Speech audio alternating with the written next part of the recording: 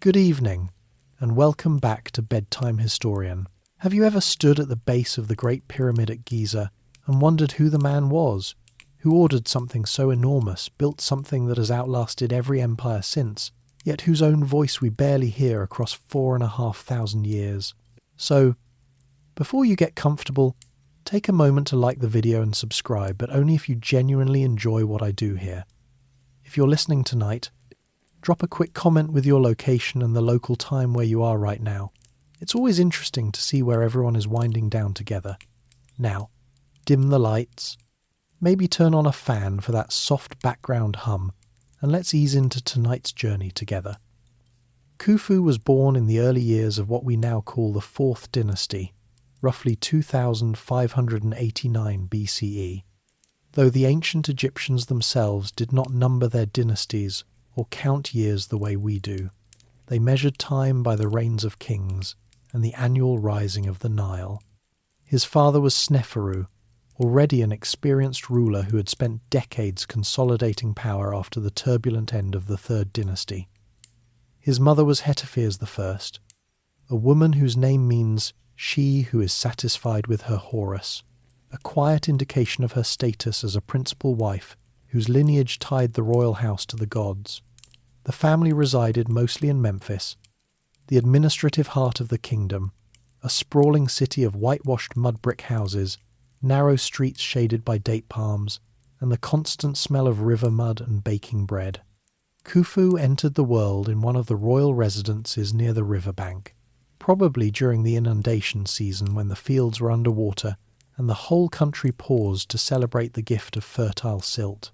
Newborns in Egypt were kept close to their mothers for the first few years. Wet nurses and female attendants handled most of the daily care, while the queen recovered and resumed her duties in the palace. As the second or possibly third son records are silent, on the exact order Khufu was not. Immediately marked as the heir, older brothers carried that weight at first. Still, he grew up inside the same sheltered world they did. Rooms cooled by thick walls and reed mats, meals of flat bread, lentils, onions, garlic, and roasted duck or pigeon, served on low tables while servants moved quietly in linen kilts and simple bead collars. The air carried the faint smoke of incense from morning offerings and the distant lowing of cattle being driven to market. Children of the royal household were not raised in isolation. They played in courtyards where fountains trickled and sycamore trees offered shade. Toys included wooden boats, balls made of linen wound tight, and small faience figures of animals. Khufu would have watched older siblings practice archery with miniature bows or listened to musicians playing harps and sistra during evening gatherings. Servants told stories of the gods, how Osiris was restored, how Horus avenged his father, stories that were never just entertainment, but lessons in kingship and the order of the world. The palace itself was a living organism. Scribes moved through corridors carrying papyrus rolls, reporting grain yields or the arrival of cedar logs from Byblos. Priests in leopard skin cloaks performed daily rituals in small chapels to keep the principle of truth, balance, justice intact. Everyone understood that the pharaoh was more than a man. He was the bridge between the human world and the divine. Even as a toddler, Khufu would have been carried to watch his father receive foreign envoys or inspect cattle herds, small events that taught the lesson early. Power rested on visible prosperity and the favour of the gods. By the time he could walk steadily, attendants began teaching him the shapes of hieroglyphs not yet to read fluently, but to recognize the signs for king, sun, Nile, bread. The language was everywhere, carved on door lintels, painted on offering tables, spoken in formal greetings. Khufu's earliest memories likely included the sound of his mother's voice reciting prayers at dawn and the sight of his father's officials bowing low whenever Sneferu passed. The kingdom he was born into was unusually stable. Sneferu had already built 2 large pyramids at Darsha, learning from earlier mistakes how to construct stable monuments on a grand scale. His expeditions to the Sinai brought copper, turquoise, and malachite. Ships returned from the Levant loaded with cedar for temple doors and boat hulls. Grain silos were full, the army was disciplined, and the bureaucracy functioned smoothly under viziers who reported directly to the king. For a royal child, this meant security. Regular meals, clean linen clothing changed often, and the certainty that tomorrow would resemble today. Yet even in this calm there were undercurrents. Succession was never automatic. Brothers could become rivals. Half-siblings born to lesser wives sometimes pressed claims. Khufu's early years passed in a world where affection was genuine but tempered by politics. His mother, Hetepheres, maintained her own small court, complete with stewards and ladies-in-waiting, and she would have made sure her sons understood their place in the larger family network. Around age 5 or 6, the difference between royal children and others became more pronounced. Common boys of the same age were already helping fathers in fields or workshops. Royal boys began formal training. Khufu was fitted with a sidelock of youth, the single braid on the side of an otherwise shaved head, and started spending part of each day with tutors selected from the scribal and priestly class. These men were patient but firm, aware that the child before them might one day hold the titles Lord of the Two Lands and Son of Ra. The Nile shaped everything. Each year it rose, flooded the Black Land, then receded, leaving behind the richest soil in the known world. The inundation was a festival time. People danced, drank barley beer, offered thanks at small local shrines. Khufu would have been taken to watch boats decorated with flowers sailing past Memphis, carrying images of Hapi, the god of the flood. These were not abstract ceremonies to him. They were part of the rhythm that fed the kingdom and kept his family in power. By the time he reached 7 or 8, he could already distinguish the different ranks of officials by their clothing and titles. The vizier in his long kilt and broad collar, the overseers of works in simpler linen, the foreign traders permitted into the palace only under guard. He learned which gods were closest to the throne, Ra at Heliopolis, Ptah at Memphis, Hathor in many forms, and why maintaining their temples mattered as much as maintaining the army. His father's reign provided the backdrop for these lessons. Sneferu was not a distant figure. He appeared regularly in the palace, inspecting building models, listening to reports from the provinces, sometimes even sitting with his younger children while musicians played. Khufu watched how his father balanced firmness with generosity, rewarding loyal nomarchs with titles and land, punishing corruption swiftly but without public spectacle. These were the habits of rule that the boy absorbed long before he understood their full meaning. The royal children also learned the physical demands of kingship. They practiced running along palace corridors, learned to handle a light bow, rode small donkeys under supervision. Strength and endurance mattered. A weak pharaoh invited challenge. Khufu grew tall for his time, with the lean build typical of the elite who ate well but did not overindulge. So his childhood unfolded in a world of order and abundance, where every ritual, every meal, every lesson pointed toward the same truth. The land, the river, the gods, and the king were bound together. To be born into that family was both privilege and burden. Khufu carried it quietly, as boys do, while the Pyramid Age gathered momentum around him. As Khufu grew from a small boy into a more aware child, the palace in Memphis became the centre of his entire world. The structure itself was vast, with multiple courtyards connected by columned halls and shaded walkways. Walls were thick to keep out the heat, painted in soft earth tones, and decorated with scenes of the king offering to the gods. Servants moved through these spaces constantly, carrying water jars, fresh linens, or trays of food. Their footsteps were quiet on the packed earth floors covered with reed mats. Each day followed a steady pattern. The household woke early, just as the sun rose over the eastern desert. Young Khufu was helped by attendants to wash with water scented lightly with myrrh. He wore a simple linen kilt that reached to his knees and went barefoot most of the time inside the palace grounds. During the cooler months, a light cloak might be added, but in the heat of summer the clothing stayed minimal. His head was shaved except for the youth sidelock, which was carefully braided each morning. Breakfast consisted of fresh bread baked that morning, soft cheese, figs, and sometimes a thin porridge made from barley. These meals were eaten in a private family room where his mother Hetepheres presided. Siblings joined them, both full brothers and sisters, as well as children from his father's other wives. The atmosphere was calm but never entirely relaxed. Rank was always observed, even among children. Older brothers received slightly larger portions and first choice of seating. Khufu learned early to accept his place without complaint. The palace staff numbered in the hundreds. There were specific roles for everyone: cupbearers who tasted food for safety, fan bearers who kept air moving during the hottest hours, nurses who still watched over the younger children. Khufu had his own small group of attendants who stayed close but never overstepped. They taught him simple manners: how to hold a cup, how to greet an official of high rank with the proper slight bow. These lessons came through daily repetition rather than formal lectures. Outside the private quarters lay the larger court. Here Khufu occasionally saw his father Sneferu conducting business. The king would sit on a raised platform under a canopy, while scribes read reports from the provinces. Grain storage figures, cattle counts, and news of successful mining expeditions were common topics. The young prince stood quietly at the side during some of these sessions, absorbing how decisions were made and how carefully words were chosen.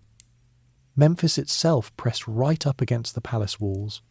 From the upper terraces, Khufu could look out over the city. Narrow streets wound between houses of 2 and 3 stories.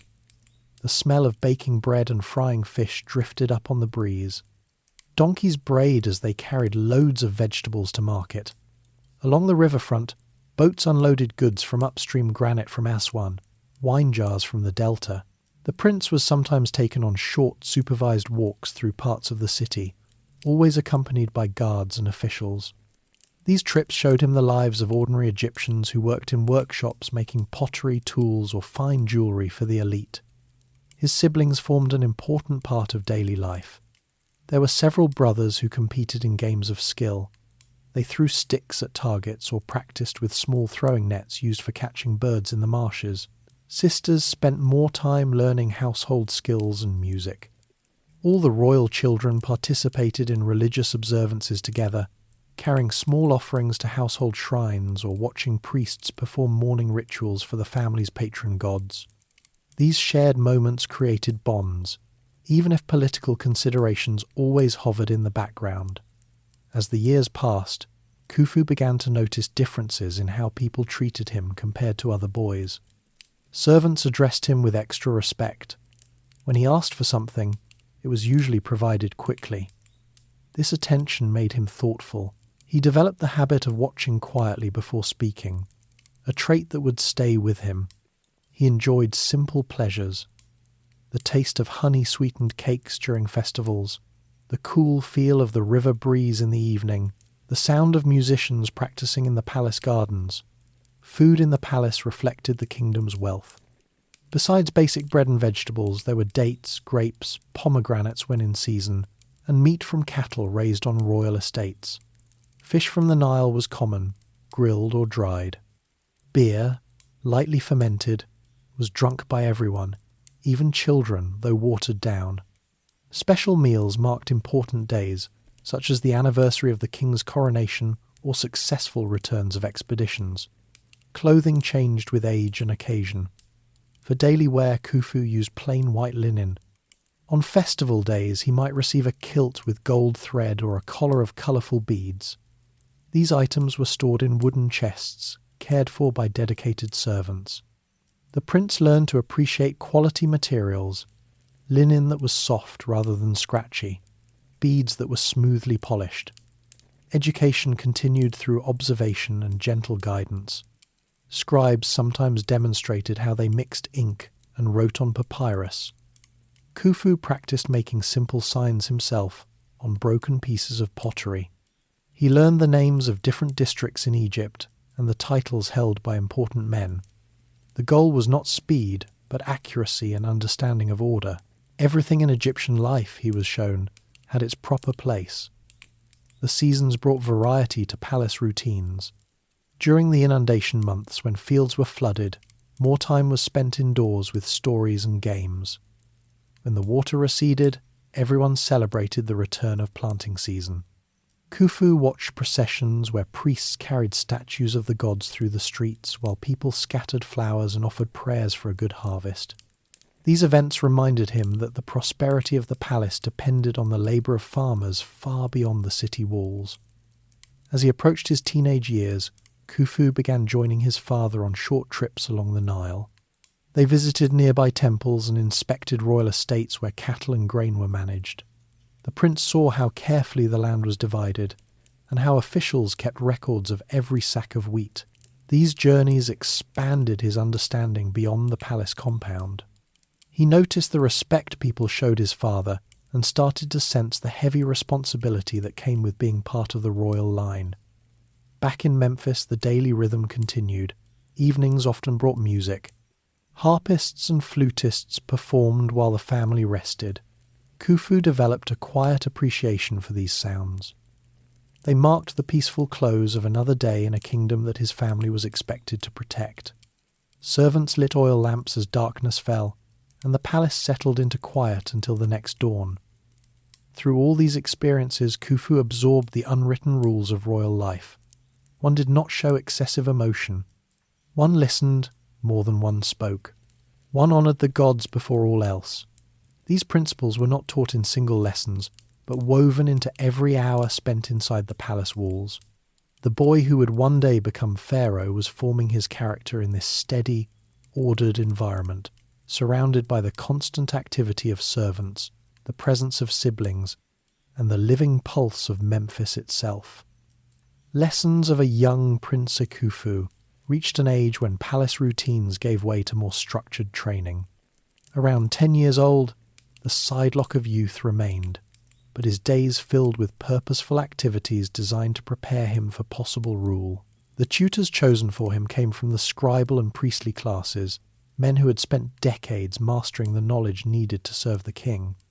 They approached their task with calm authority, knowing the boy before them carried royal blood. Reading and writing occupied much of the morning.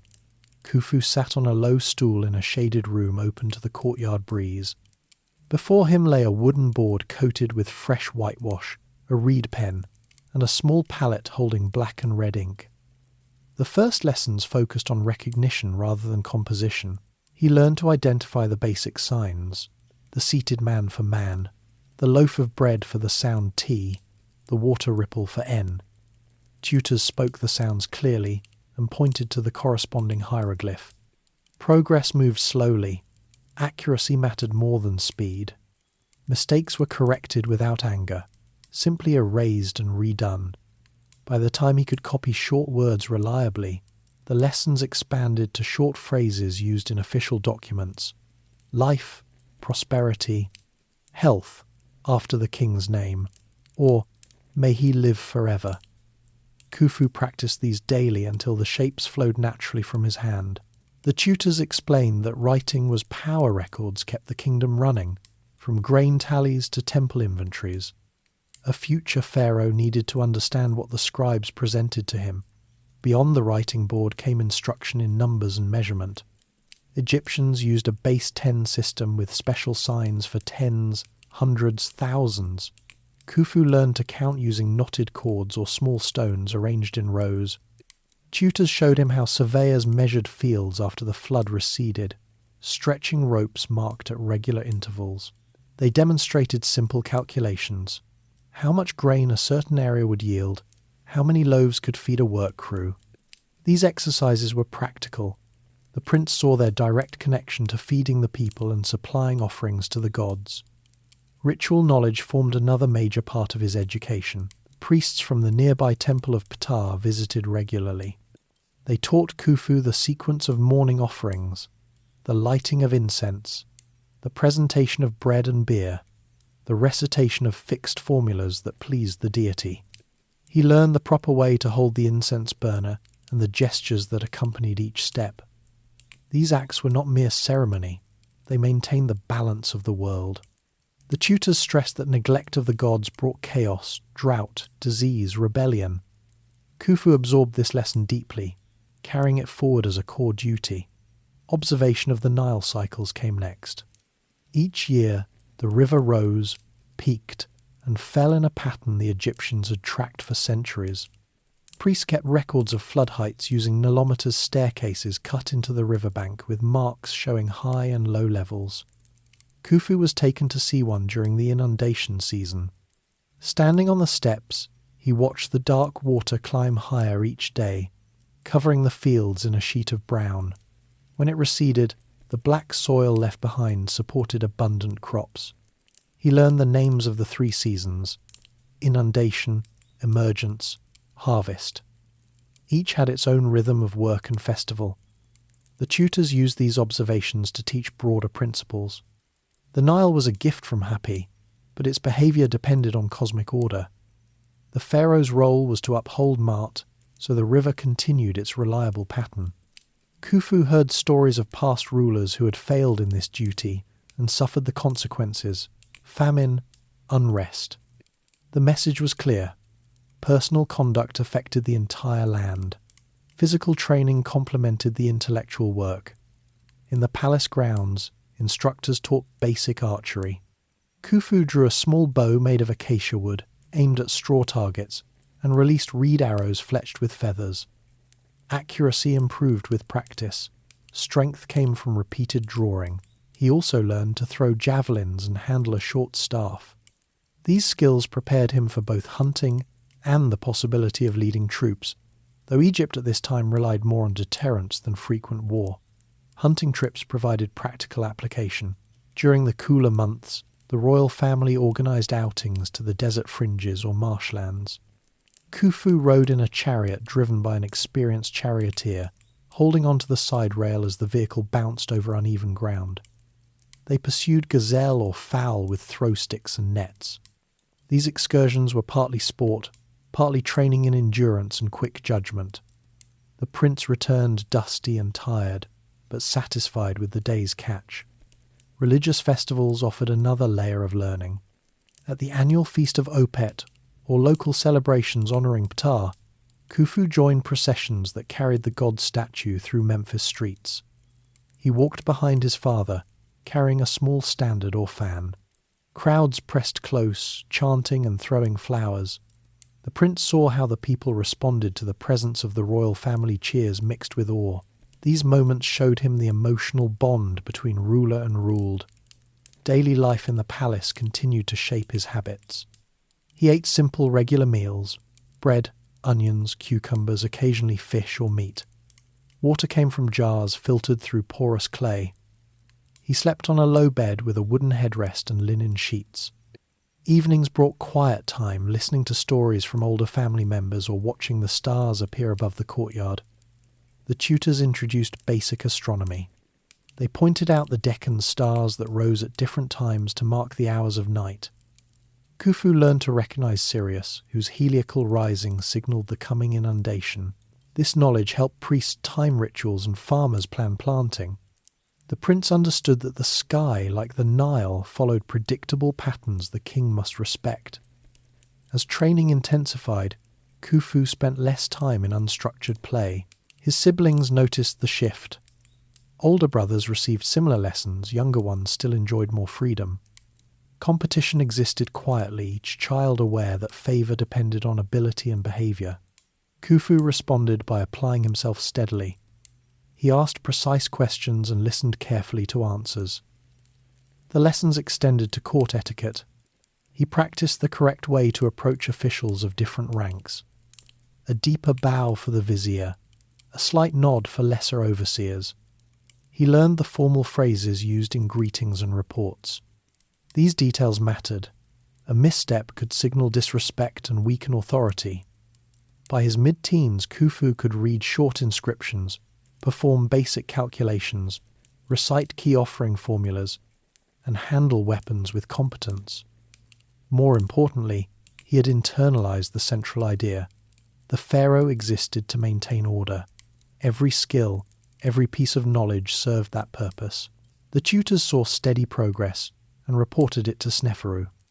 The king, occupied with his own building projects, still found time to review these accounts and occasionally summon his son for brief discussions. Through all this training, Khufu remained thoughtful and reserved. He watched the world around him, the servants' quiet efficiency, the priests' careful movements, the people's trust in the royal house, and understood his place within it. The lessons of a young prince were not abstract. They were the foundation of a life that would one day carry the weight of an entire civilization. Father Sneferu's influence, Khufu, entered his later teenage years while Sneferu was still firmly on the throne, and the prince spent increasing amounts of time in his father's presence. Sneferu had already ruled for several decades by this point, long enough to leave a clear mark on the kingdom. His reign stood out for the scale of construction he undertook and the way he managed the resources needed to support it. Khufu watched these efforts up close and began to see what sustained royal power over time. Sneferu maintained 2 major pyramid complexes during the years Khufu was coming of age. The first attempts at Dashur had taught hard lessons about structural stability. The initial large pyramid there developed noticeable bends in its sides partway up, forcing the builders to reduce the angle to prevent collapse. Sneferu ordered work to continue anyway, then started a second pyramid nearby with a corrected, gentler slope from the beginning. This second structure stood true and reached completion. Khufu visited the site several times, travelling by boat along the Nile and then by donkey across the desert fringe. He saw the ramps still in place, the sledges used to move blocks, and the careful levelling of foundations. These visits showed him that even a king could adjust plans when nature demanded it. The workforce for these projects drew from across Egypt. During the inundation season, when fields were underwater and farm labour paused, thousands of men arrived at the building sites. They came in organised teams, each group responsible for a specific task: quarrying, transporting, setting stones. Khufu observed how overseers assigned shifts, distributed rations of bread, beer and onions, and kept records of attendance on ostraca.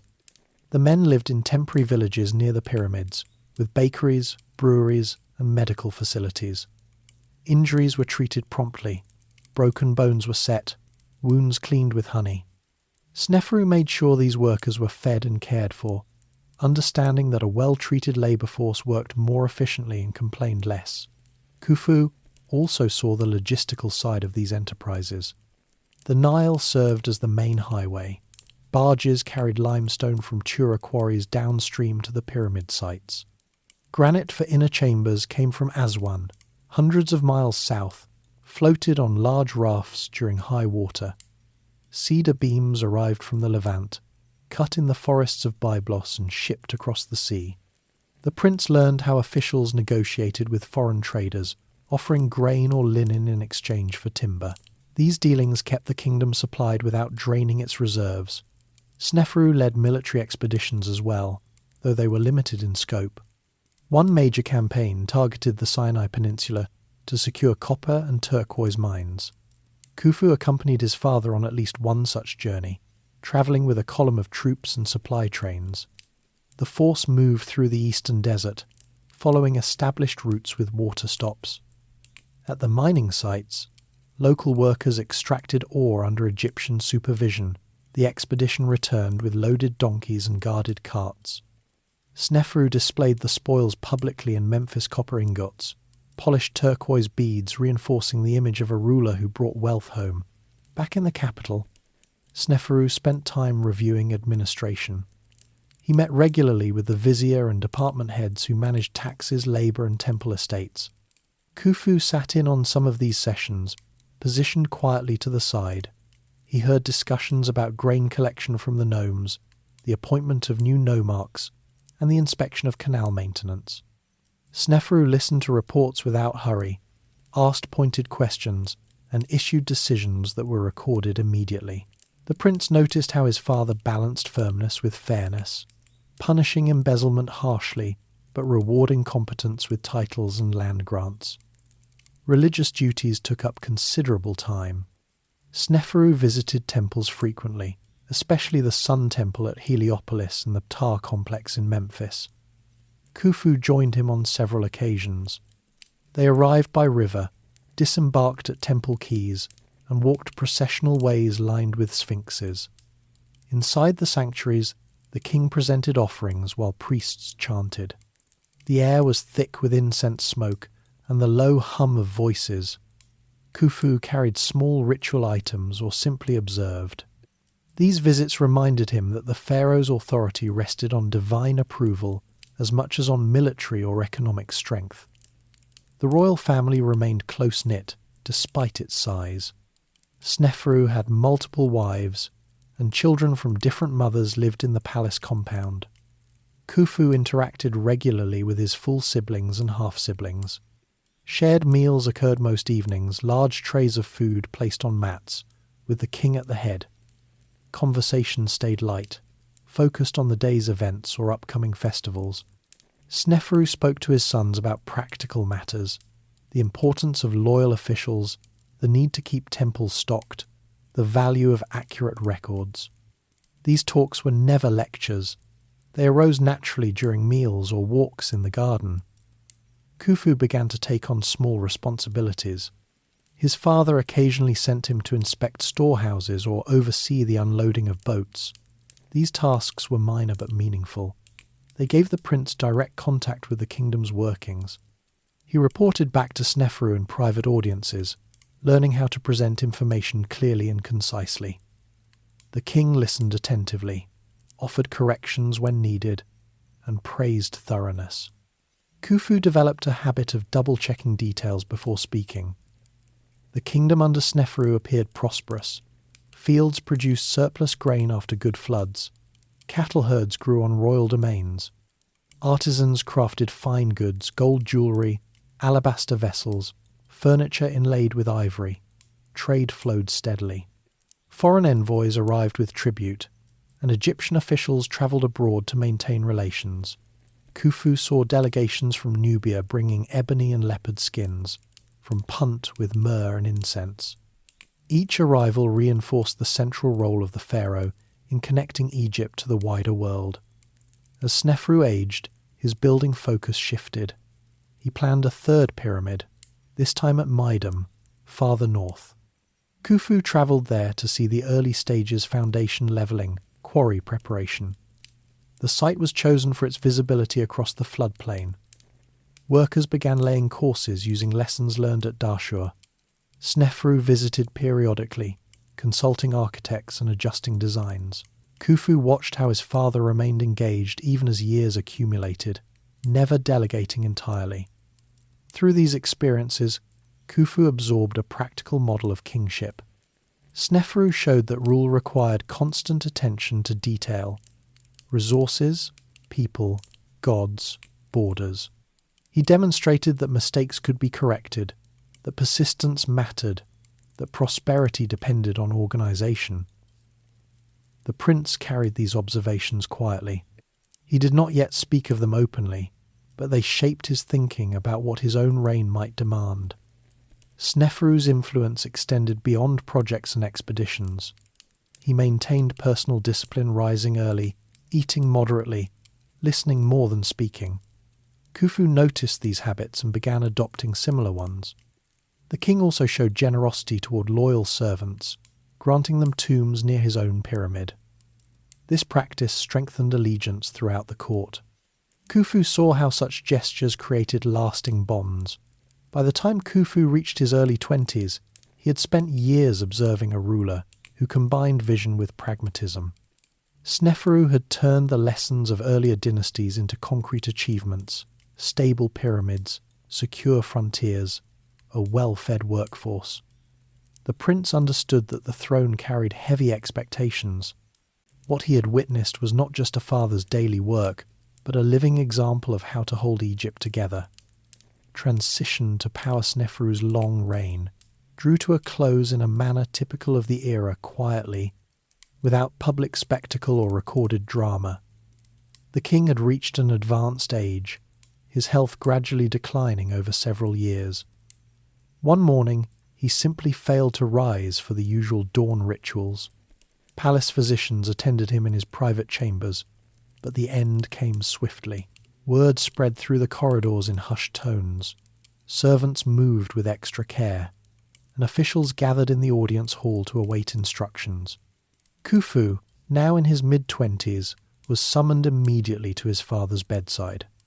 There, in the presence of the Queen Mother Hetepheres and a small circle of trusted advisers, Sneferu transferred the symbols of rule, the crook and flail, the red and white crowns, into the hands of his son. The transfer happened without ceremony, a private acknowledgement that the time had arrived. Within hours, the court scribes began drafting the formal announcements. Messengers departed by boat and chariot to carry word to the nomes. The transition followed established custom. The new king assumed the throne the moment the old one passed, ensuring no gap in authority.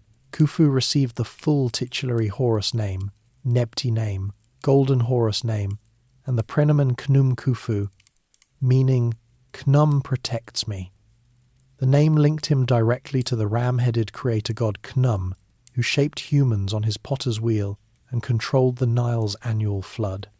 This choice reflected both personal devotion and a deliberate statement of continuity with the cosmic order his father had upheld. The first days after the coronation remained confined to the palace. Khufu wore the double crown in private audiences, its weight unfamiliar on his head. He sat on the raised dais where Sneferu had presided, now listening to the same officials report the same matters: grain levels in the granaries, the state of the canals, the progress on the maiden pyramid. The men who had served his father now bowed lower before him, addressing him as Lord of the Two Lands. Khufu spoke little at first, preferring to observe how the court adjusted to the change. He noticed subtle shifts. Some officials grew more deferential, others watched him carefully to gauge his temperament. Public acknowledgement came soon after. A formal coronation procession moved through Memphis. Khufu rode in a carrying chair borne by trusted men, the red crown of Lower Egypt on one side of his head, the white crown of Upper Egypt on the other. Priests walked ahead swinging incense burners. Musicians played trumpets and sistra. Soldiers lined the route. Crowds gathered along the processional way, throwing lotus flowers and chanting praises. The people had known Sneferu as a builder and provider. They now looked at his son with the same mixture of awe and expectation. Khufu kept his expression steady, raising his hand in acknowledgement as the chair passed. The event lasted from dawn until the sun stood high, ending at the temple of Ptah, where offerings were made on behalf of the new king. Once crowned, Khufu faced immediate practical demands. The bureaucracy required confirmation of appointments. He reviewed the list of viziers, treasurers, and overseers his father had left in place. Most retained their positions. A few received promotions or gentle retirements. Loyalty mattered above all. Khufu summoned each high official individually, asking direct questions about their departments and listening closely to the answers. These meetings established his style, measured, attentive, unwilling to accept vague replies. He made no sweeping changes at the outset, preferring stability while he learned the full scope of the machinery he now directed. The royal residences shifted subtly. Khufu moved into the main private apartments previously occupied by Sneferu. The rooms were large, cooled by thick walls and shaded colonnades, furnished with low beds, chests of ebony and ivory, and folding stools. Hetepheres retained her own quarters nearby, still active in court life and consulted regularly by her son. Other family members, brothers, sisters, half-siblings continued their routines, though the centre of gravity had clearly moved to Khufu. Some siblings received new titles or estates, others simply adjusted to the new reality. Daily life acquired new layers of protocol. Khufu rose before dawn for the first rituals. Priests entered his chambers bearing basins of water scented with lotus. He washed, dressed in fresh linen, and proceeded to the small chapel attached to the palace where he offered incense and bread to the rising sun. These acts were personal at first, then public as the day progressed. He ate sparingly bread, fruit, thin beer, while scribes read incoming dispatches. The rest of the morning belonged to audiences. Nomarchs reporting from their provinces, overseers detailing construction progress, priests requesting resources for festivals. One of the earliest decisions concerned the unfinished projects inherited from Sneferu. The Maiden Pyramid stood partway built, its casing not yet complete. Khufu visited the site within weeks of taking the throne.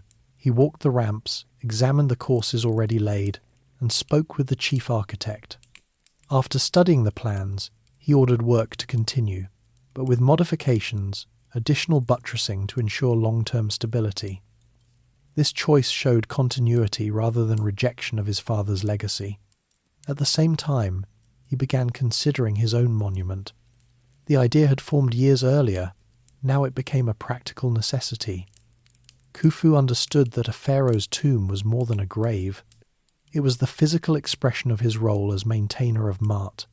A small or flawed pyramid would signal weakness to both the living and the gods. He therefore instructed surveyors to begin searching for a suitable location near Memphis, one that offered solid bedrock, proximity to the river for transport, and visibility across the floodplain. Teams set out with measuring cords and sighting instruments, marking potential sites on papyrus maps. Court life continued its rhythm.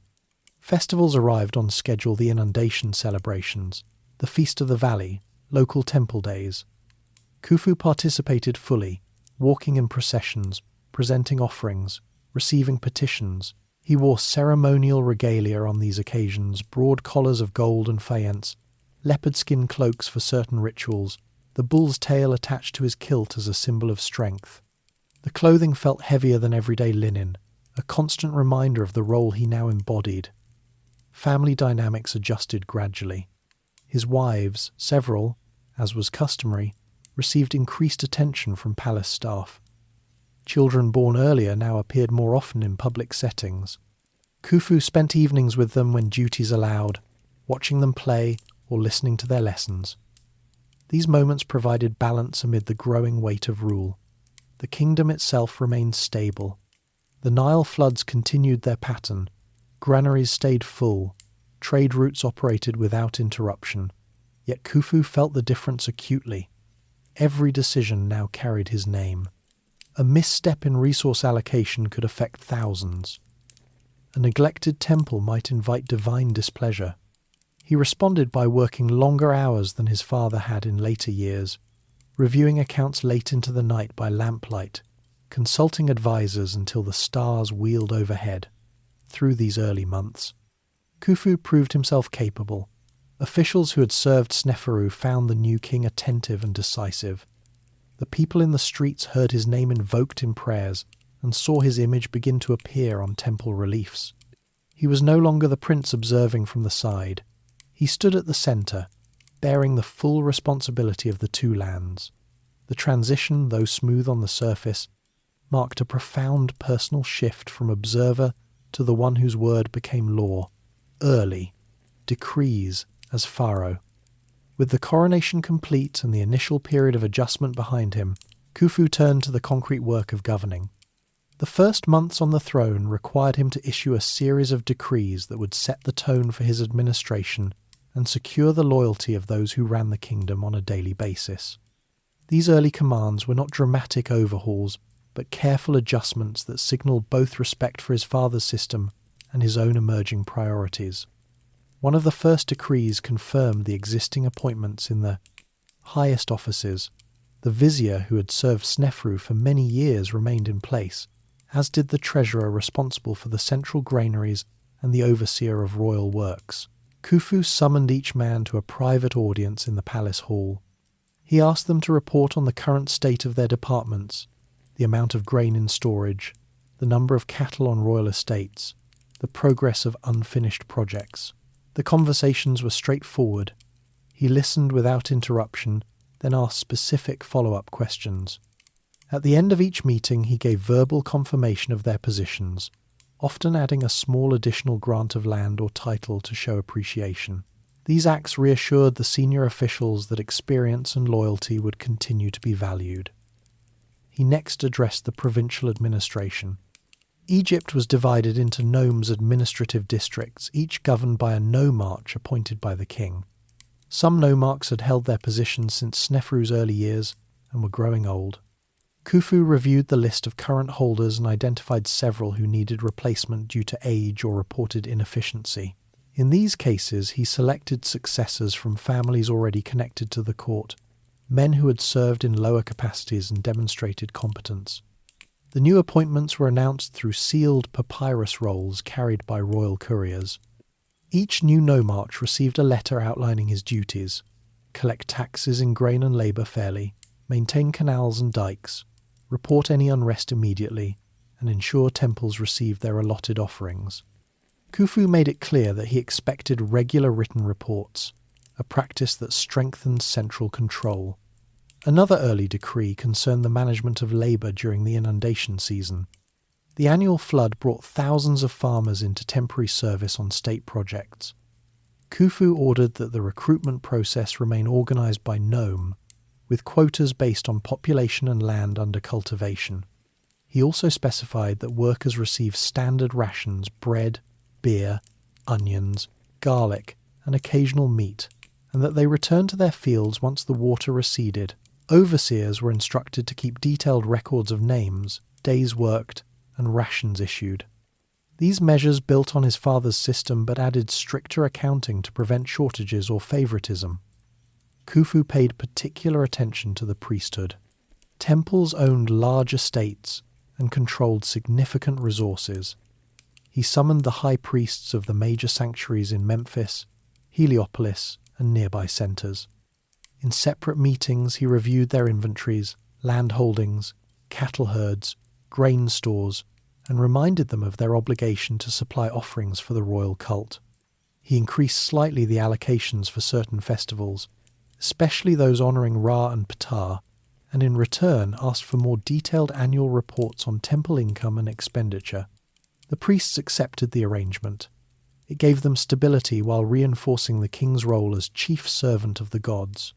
He also issued commands related to trade and foreign relations. Expeditions to the Sinai for copper and turquoise continued without interruption. Khufu confirmed the existing agreements with Byblos for cedar shipments and instructed officials to maintain the same exchange rates in grain and linen. When a small delegation from Nubia arrived with tribute ebony, ivory, gold dust, he received them formally, accepted the gifts, and sent back counter-gifts of fine linen and faience beads. These exchanges kept the southern frontier peaceful and the supply of luxury goods steady.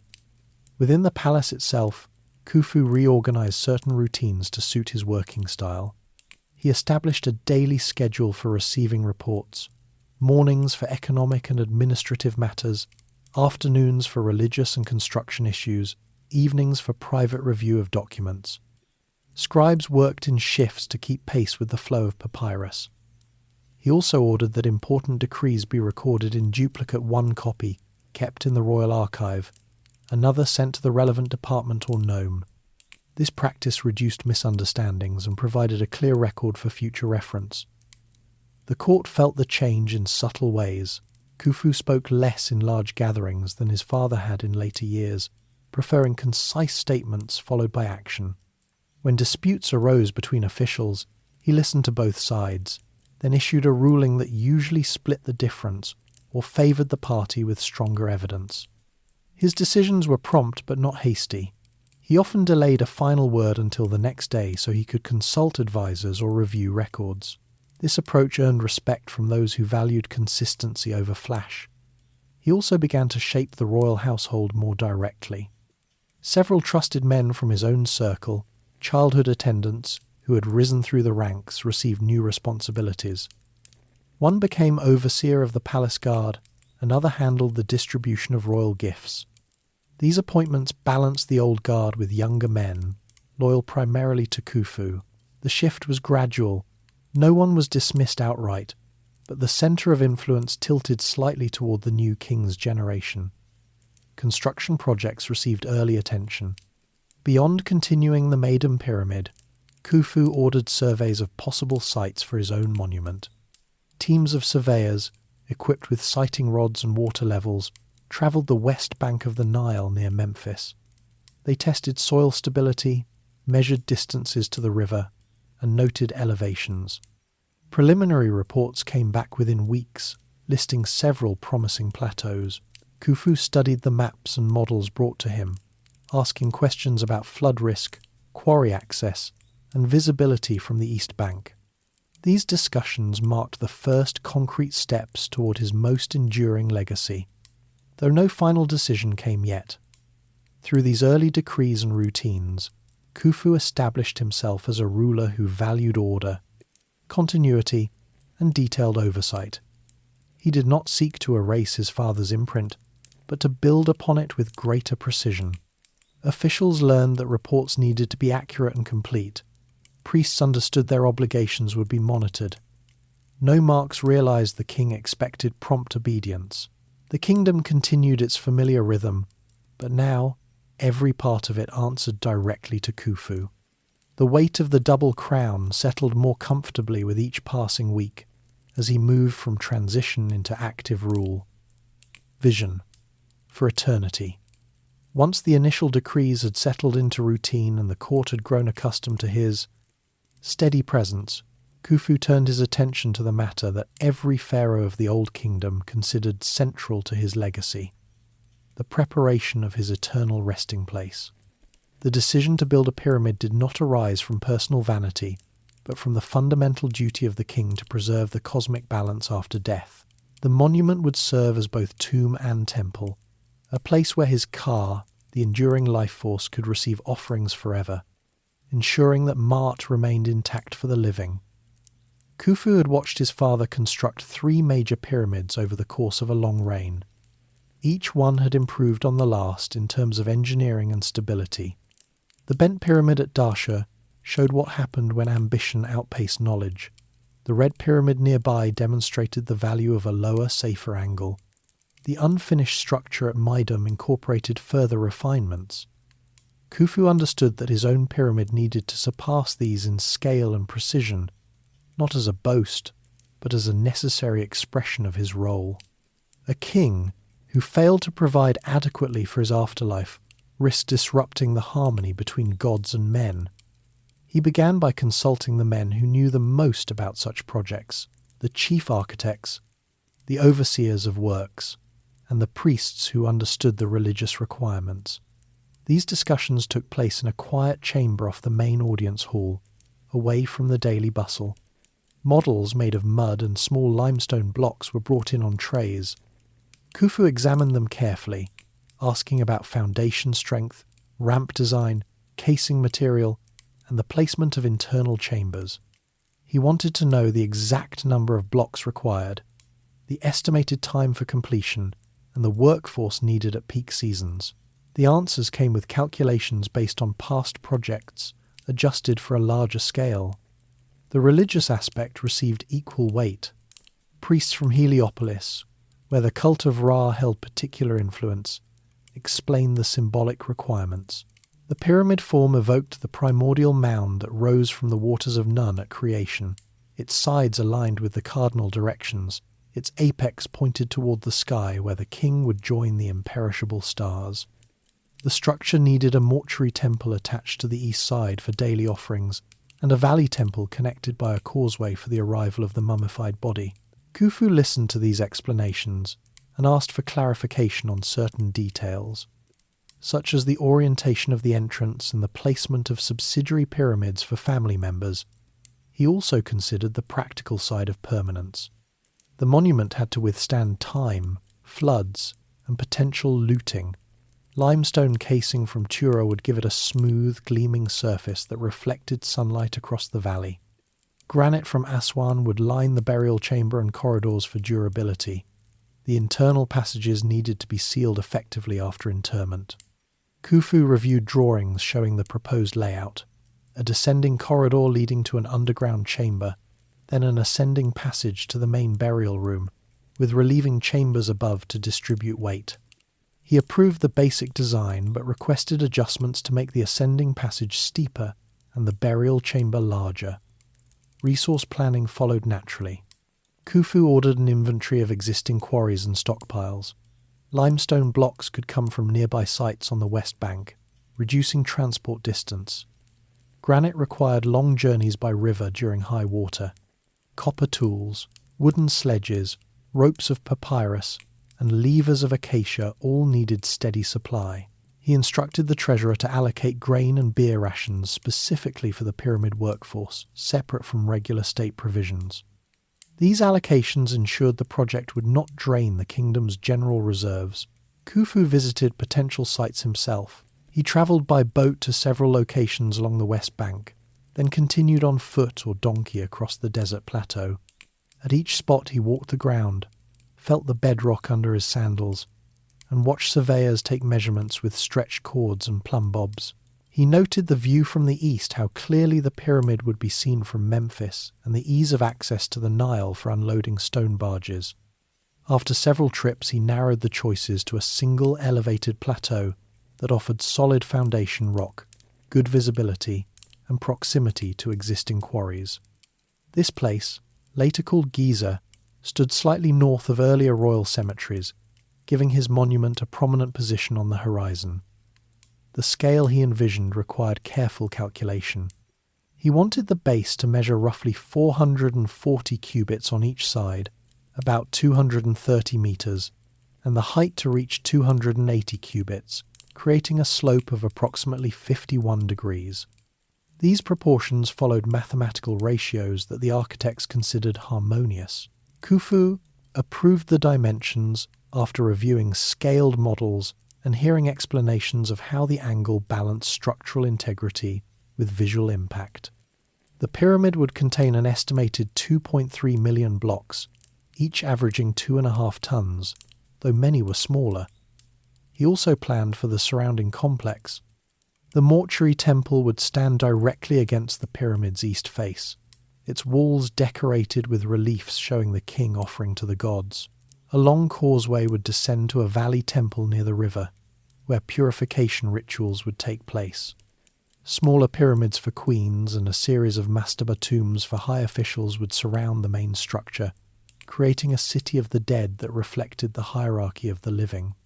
Khufu specified that space be reserved for these elements from the beginning, so the entire layout remained coherent. Throughout these preparations, Khufu maintained his regular duties.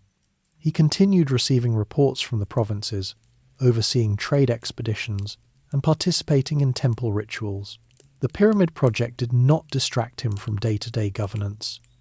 It became one more responsibility among many.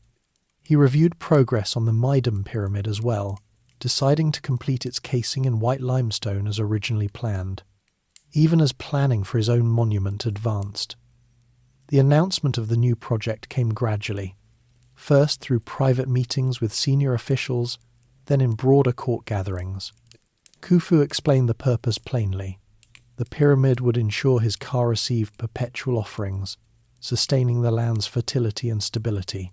Officials nodded in understanding. They had seen the same reasoning applied to earlier kings. Preparations began quietly. Quarrymen started clearing overburden at selected sites, masons sharpened tools, and scribes drafted initial labour rosters. Khufu's personal involvement remained consistent. He visited the chosen plateau several more times, walking the future baselines staked out with wooden pegs and whitewashed cords.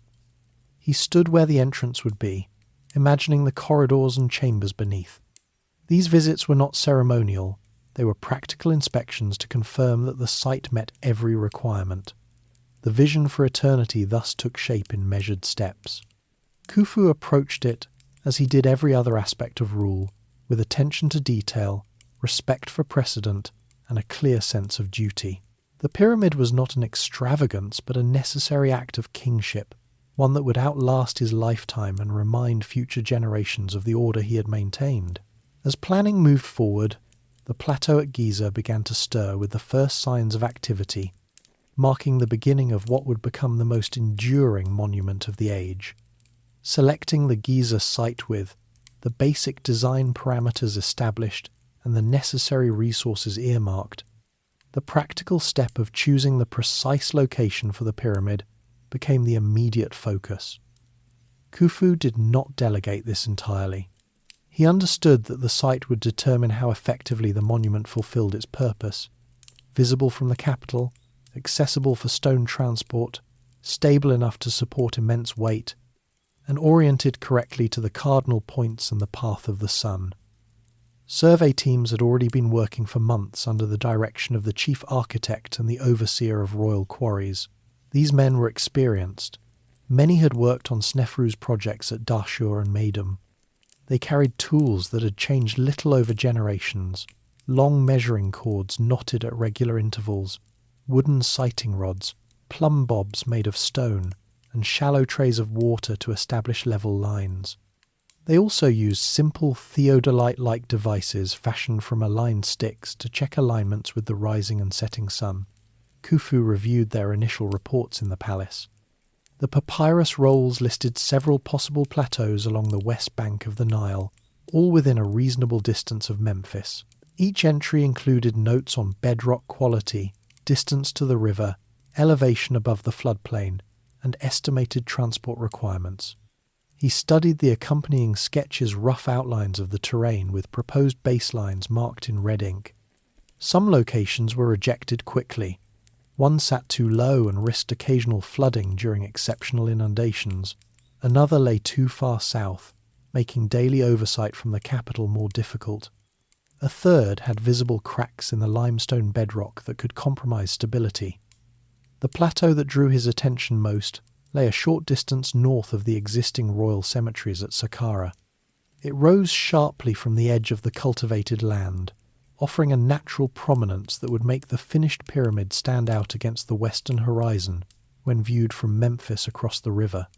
The ground was solid limestone, weathered but firm, with few visible faults. The elevation provided good drainage and a clear line of sight to the sunrise point. Khufu noted that the site allowed for a long, straight causeway descending eastward to a valley temple near the Nile's edge, where boats could unload granite and other heavy materials during high water. He decided to inspect the plateau in person. The journey took less than a day by boat. Khufu travelled with a small retinue, his chief architect, a priest from Heliopolis to check solar alignments, several surveyors, and a detachment of guards. They disembarked at a temporary landing stage, then proceeded on foot up the gentle slope to the plateau itself. The air carried the dry scent of desert stone and distant river mud. Khufu walked the entire area, stepping carefully over loose rubble and pausing at points where the surveyors had driven wooden stakes to mark potential corners. At the proposed centre point he stood still while the priest used a simple instrument to observe the sun's position. They waited for noon, when the shadow cast by a vertical rod would indicate true north with reasonable accuracy. The alignment matched closely enough to satisfy the religious requirements. Minor adjustments could be made during foundation work. Khufu then paced out the intended base dimensions himself, following the cords the surveyors had stretched. He felt the ground under his sandals hard, unyielding limestone, and satisfied himself that it would bear the weight without settling unevenly. The view impressed him.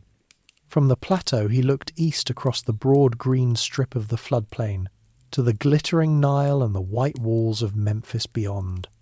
On a clear day the city's temples and palaces would be plainly visible. When the pyramid rose, its polished casing would catch the morning sun and reflect light back toward the living capital, a daily reminder of the king's enduring presence. The western horizon stretched empty into the desert, giving the monument an uninterrupted backdrop that emphasized its isolation and permanence. Practical considerations weighed heavily. The plateau lay close enough to existing limestone quarries on the west bank that blocks could be dragged overland on sledges without excessive distance. A short canal could be dug from the Nile to bring barges closer during the inundation, reducing the final overland haul. Granite for the inner chambers would still require the long river journey from Aswan, but the site's position allowed unloading at a protected harbour near the Valley Temple. Khufu discussed these logistics with the architect on the spot, pointing out where ramps might rise and where storage yards could be placed without encroaching on the sacred space. He also considered the surrounding area for the full complex. Space existed to the east for the mortuary temple and causeway, to the south and north for smaller pyramids intended for queens, and farther out for mastaba tombs of high officials who would serve in the afterlife court. Khufu walked these prospective zones, mentally placing each element. He wanted the layout to reflect the hierarchy of the living world, his pyramid at the centre, family close by, loyal servants in ordered rows beyond. After the inspection, Khufu returned to the palace and summoned the survey team for a final review. They presented updated maps showing the plateau with the base outline precisely staked. He asked detailed questions about soil tests. They had dug small trial pits to check for cavities or soft layers, and about the proposed orientation. The priest confirmed that the slight deviation from true north could be corrected during construction using stellar observations of the circumpolar stars. Khufu listened, then gave his approval. The site was set. Clearance began almost immediately. Work gangs moved in to remove the thin layer of sand and loose stone covering the bedrock. They used copper chisels and wooden mallets to square off the surface where the foundation would rest. Surveyors rechecked every measurement, driving new stakes and stretching fresh cords. Priests performed a foundation ceremony, pouring milk and scattering grain along the future baselines while reciting formulas to invoke protection from the gods. Khufu did not attend this ritual in person. Other duties kept him in Memphis, but he received a full report and approved the offerings made on his behalf. The selection of the Giza plateau marked a decisive moment. It committed the kingdom to a project that would span decades and draw resources from every nome. Yet Khufu approached it methodically, balancing religious symbolism, engineering practicality, and visual impact. The plateau offered everything required: stability, accessibility, prominence, and alignment with the heavens. Once chosen, it became the fixed point around which the rest of his reign would revolve. Stone began to arrive in greater quantities, ramps took shape, and the first courses of the foundation were laid with careful levelling. The horizon west of Memphis now held the promise of something immense, rising steadily into the sky. Gathering, the workforce. The decision to build at Giza set in motion the largest single labour operation Egypt had ever organised. Khufu understood that the pyramid would require not hundreds, but tens of thousands of men working in coordinated shifts over many years. He therefore issued instructions to the vizier and the overseer of royal works to begin systematic recruitment across the entire kingdom. Messengers travelled up and down the Nile, carrying sealed orders to every nomarch. Each province received a quota based on its population and agricultural output. The call went out during the inundation season, when fields lay under water and farm work paused naturally. In this way, the project drew on the surplus labour of the land without disrupting the annual cycle of planting and harvest. Recruitment happened through established channels. Local officials in each nome compiled lists of able-bodied men between roughly 16 and 60 years old. Preference went to those with some experience in heavy work: stonemasons from Aswan, boatmen from the Delta, farmers accustomed to moving earth for canals. No one was pressed into service against their will. Participation carried prestige and the promise of steady food. Families received assurances that absent husbands and sons would return once the floodwaters receded. In practice, many men volunteered, viewing the work as an act of piety that would benefit their own afterlife as well as the king's. The men arrived at Giza in organised groups. Boats unloaded them at the temporary harbour near the Valley Temple site. They carried their own tools where possible: copper chisels, wooden mallets, ropes of twisted papyrus, and wore simple linen kilts and reed sandals. Upon arrival, each group received a registration. Scribes recorded names, home gnomes, skills, and assigned them to crews. The workforce divided into two main categories: permanent skilled artisans who lived at the site year-round, and seasonal labourers who came for 3 or 4 months at a time. The permanent corps numbered around 5,000. The seasonal influx swelled the total to 20,000 or more during peak inundation months. Organisation followed a military-like structure that Egyptians had used for generations. The men formed files units named after virtues or royal attributes such as the Friends of Khufu or the Strong Ones of Khufu. Each file contained 200 to 250 men and split further into gangs of 40 or 50. Every gang received a colourful name painted on their standards, the drunken crew of Khufu, the enduring ones, or the pure ones. These names fostered pride and friendly competition. Overseers, chosen from experienced men who had worked on Snefru's projects, carried short batons and kept tallies on wooden tablets or ostraca. They reported daily to higher officials who in turn reported to the royal overseer of works. Housing appeared quickly on the plateau's southern edge. The settlement, later known as the Lost City or Hayt el Ghurab, grew into a planned community of mud brick barracks arranged in long rows. Each barrack housed a single gang. Rooms measured about 5 meters by 3, with raised sleeping platforms, small hearths, and storage niches for personal belongings. Roofs of palm thatch kept out the worst of the sun. Separate compounds held the skilled craftsmen, stonecutters, carpenters, surveyors who received slightly larger quarters with courtyards. A bakery district produced thousands of loaves each day. Breweries turned barley into weak beer. Butcher shops processed cattle and fish brought by river. The entire village included granaries, medical facilities staffed by physicians, and small shrines where men could offer quick prayers before their shifts. Rations formed the backbone of daily management. Every worker received a standard daily allotment, recorded meticulously by scribes.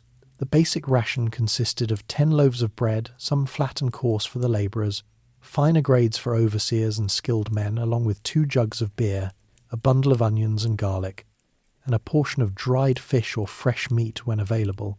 Higher-ranking workers and those performing dangerous tasks such as raising heavy blocks received extra meat, dates, or honey. The bread came from state granaries.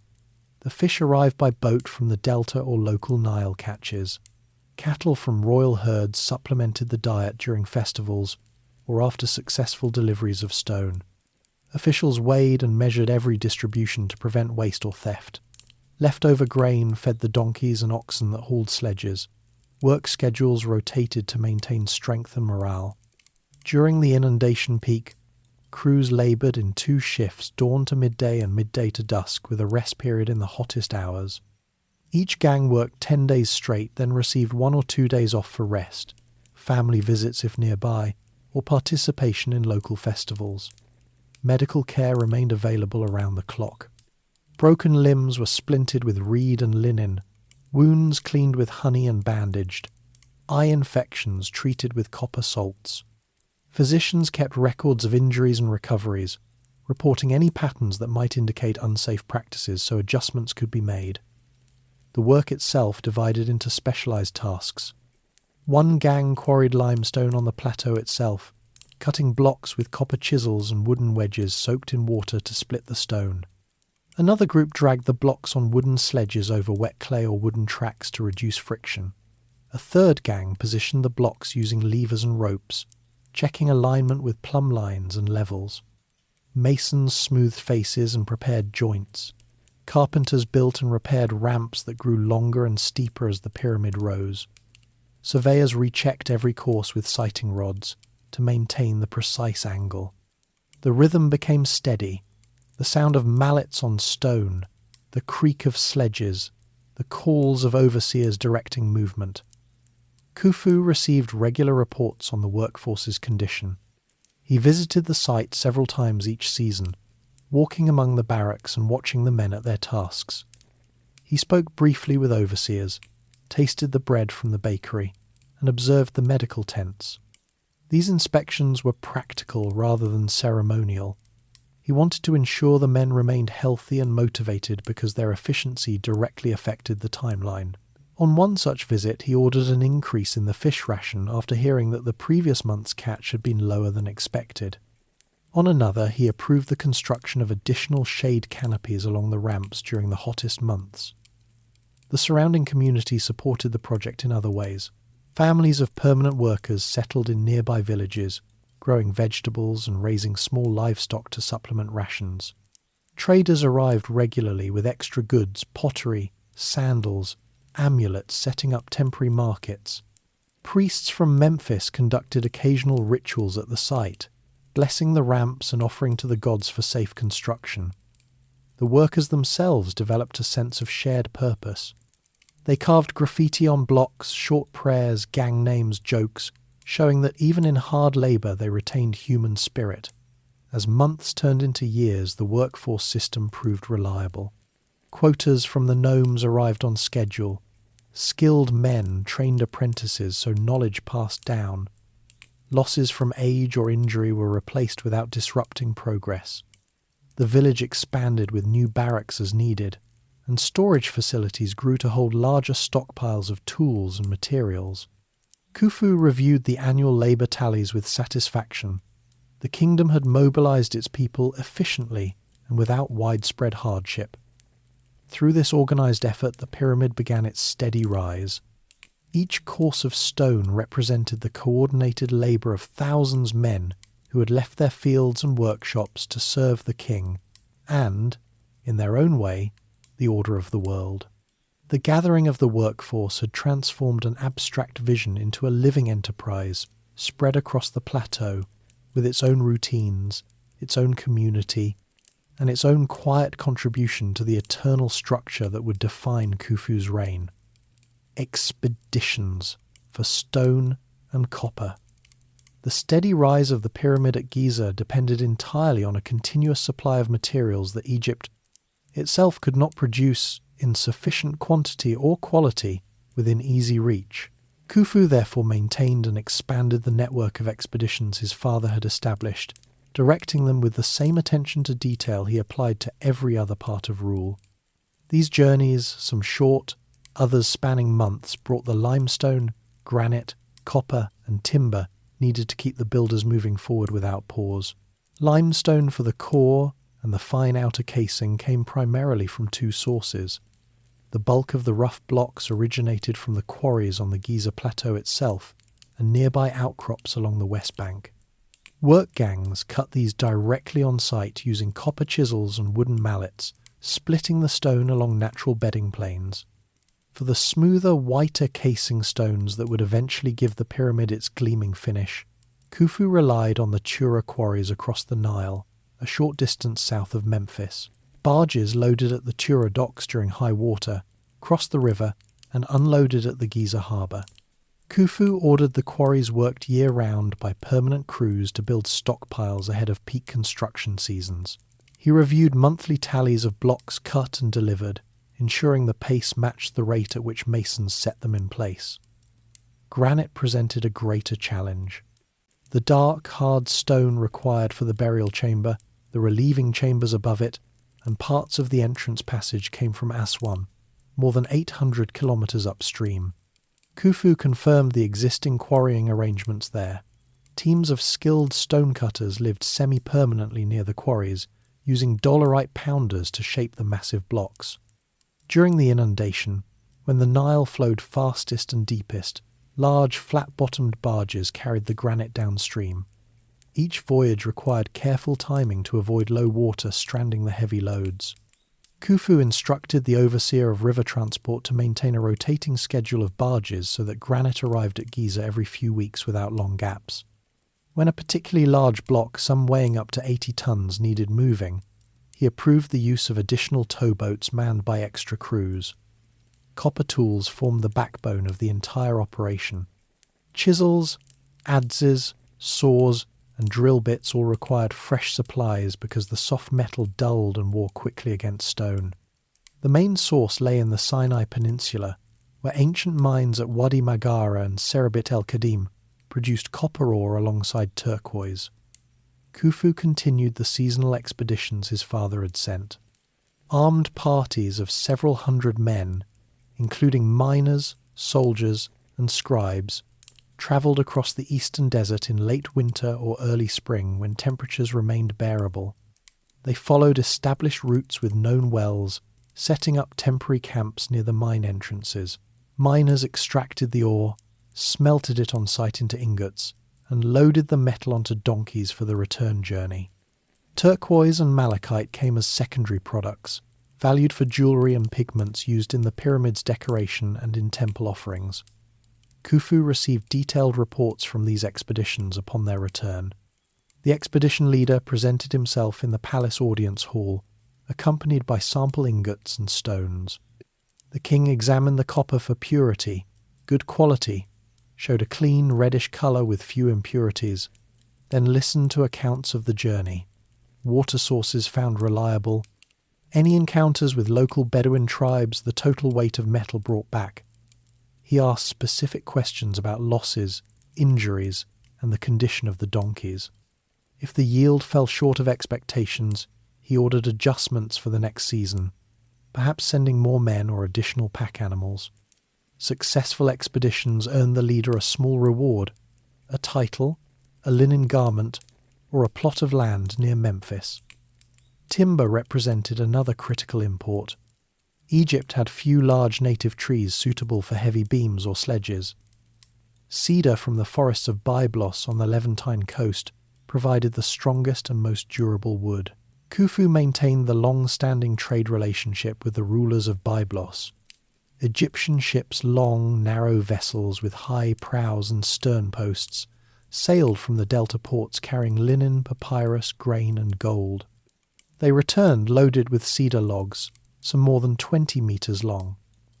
Khufu reviewed the arrival manifests each time a fleet docked, checking the number and size of logs against the needs of the carpenters at Giza.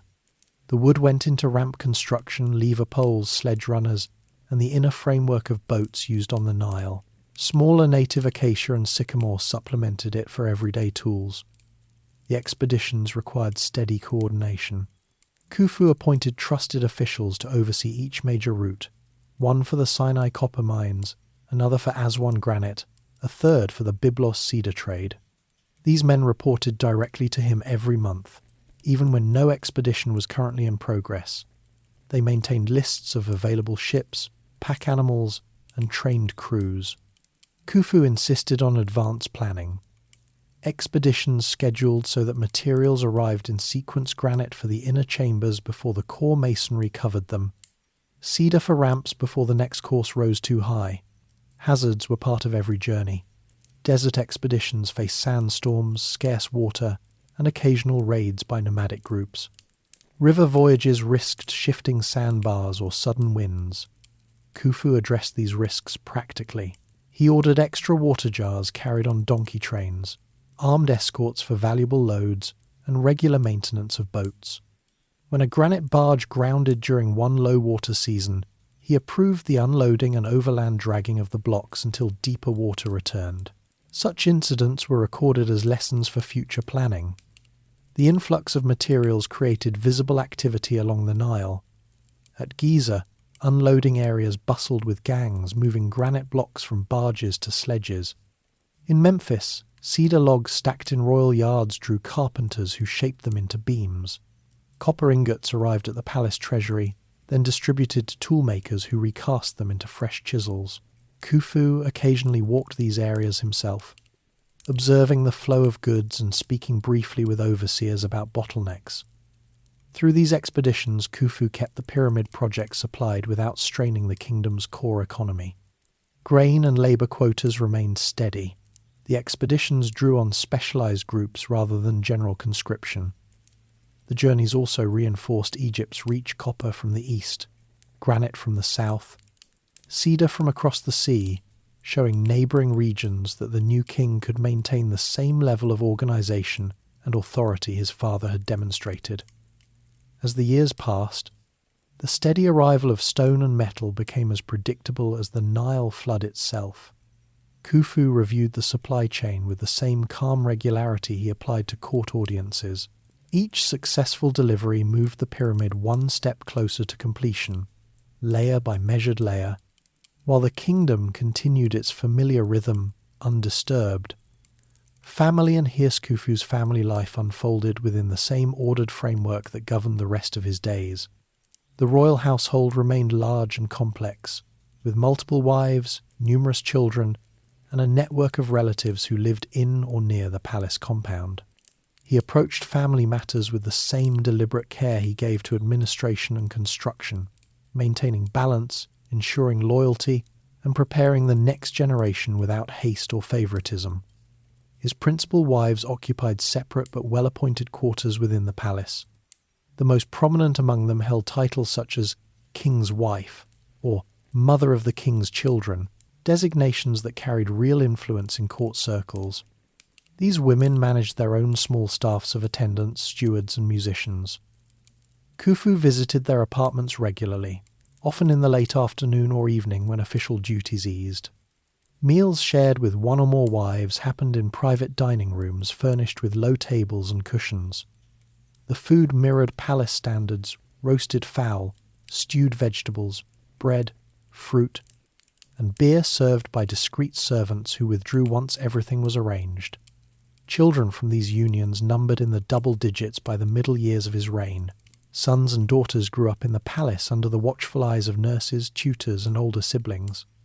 Boys received training similar to what Khufu himself had experienced: hieroglyphs, basic mathematics, ritual procedures, and physical exercises with bows and staffs. Girls learned household management, music, and the religious duties expected of royal women. Khufu made time to observe their progress, sometimes summoning a tutor to report on a particular child's aptitude or behaviour. He did not indulge in open affection in public settings, but in private he listened to their questions and corrected their posture or pronunciation when needed. He groomed his heirs methodically. Several sons showed early promise in different areas. One excelled at reading and writing. Another demonstrated steady judgment in practical tasks. A third handled physical training with natural ease. Khufu assigned them small responsibilities as they matured. One son accompanied him on inspections of the granaries. Another observed meetings with nomarchs. A third joined short trips to Giza to watch the pyramid rise. These assignments tested character and ability while exposing the boys to the realities of rule. Khufu watched closely for signs of reliability, temperament, and understanding of Mart. He avoided declaring a single heir prematurely. Succession remained fluid until circumstances made the choice clear. Daughters played important roles as well. Some married high officials or nomarchs to strengthen alliances within the kingdom. These marriages were arranged with care, often after the daughter reached an appropriate age, and the match had been discussed with the family involved. Khufu met personally with prospective sons-in-law, asking about their service record and family background. A successful union brought the husband closer to the throne, sometimes with added titles or estates. Daughters who remained unmarried or widowed continued to live in the palace, participating in religious ceremonies and court events. Their presence reinforced the royal lineage's continuity. The Queen Mother Hetepheres remained a steady influence. Though advanced in years, she retained her own apartments and a small court. Khufu consulted her on family matters and palace protocol. She offered advice quietly, reminders about certain officials' loyalties, observations about a grandchild's development drawn from decades of experience at the centre of power. He listened attentively, valuing her perspective even when he chose a different path. Her health declined gradually. When she passed, Khufu arranged a burial near his father's monument, with appropriate offerings and a small mastaba tomb that reflected her status. Extended family members, half-brothers, cousins, uncles from lesser branches lived in the palace or in nearby estates granted by the king.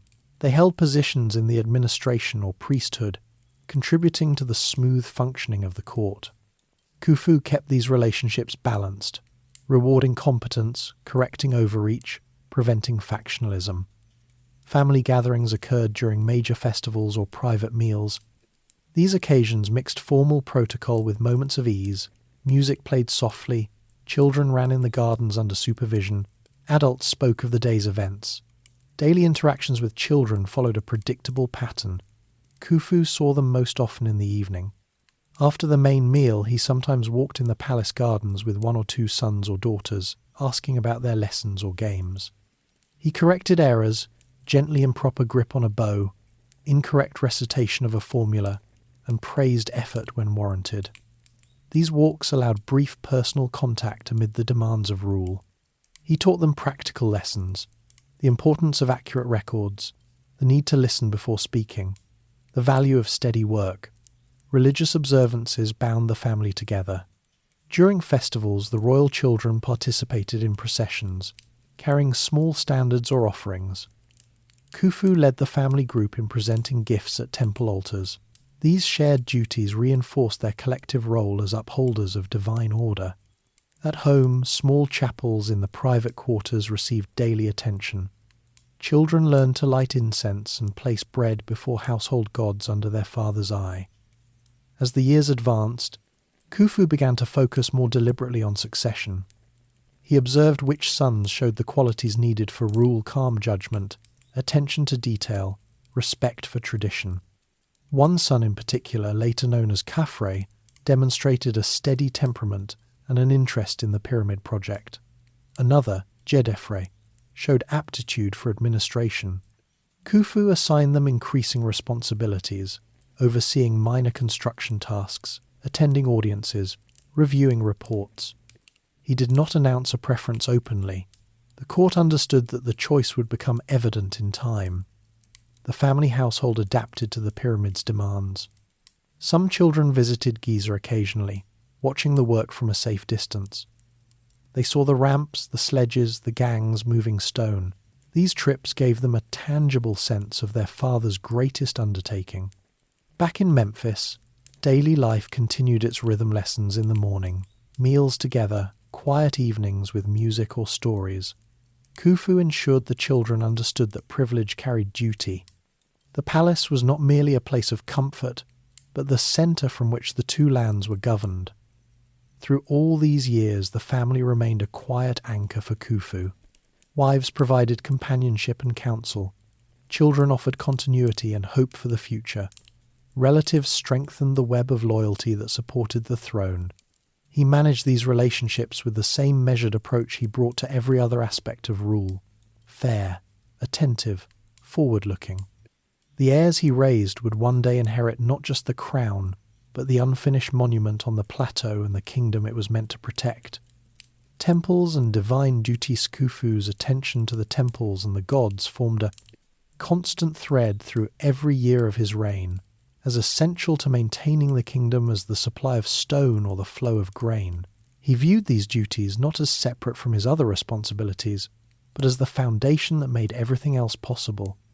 The gods, particularly Ra and Ptah, required regular attention so that the Nile continued its cycle, the fields remained fertile, and the people stayed content under his rule. He approached this work with the same steady habits he brought to the palace routines and the pyramid project. Each morning after the private offering in his palace chapel, Khufu received reports from the priests of the major sanctuaries.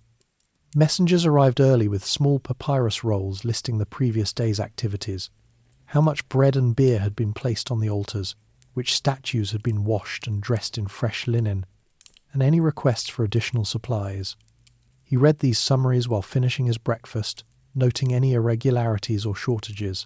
If a temple reported low-grain stocks, he instructed the treasurer to release an extra measure from the royal stores. These daily exchanges kept him connected to the religious life of the kingdom without requiring his constant physical presence. He visited the main temples in Memphis regularly. The great sanctuary of Ptah stood within the city walls, its massive pylons and columned halls visible from the palace rooftops. Khufu walked there several times each month, accompanied by a small group of officials and priests. The route took him along shaded streets where ordinary people paused their work to bow as he passed. Inside the temple complex, the air grew cooler and heavier with incense. He moved through the outer courtyards where public offerings took place, then into the inner areas reserved for the king and high priests.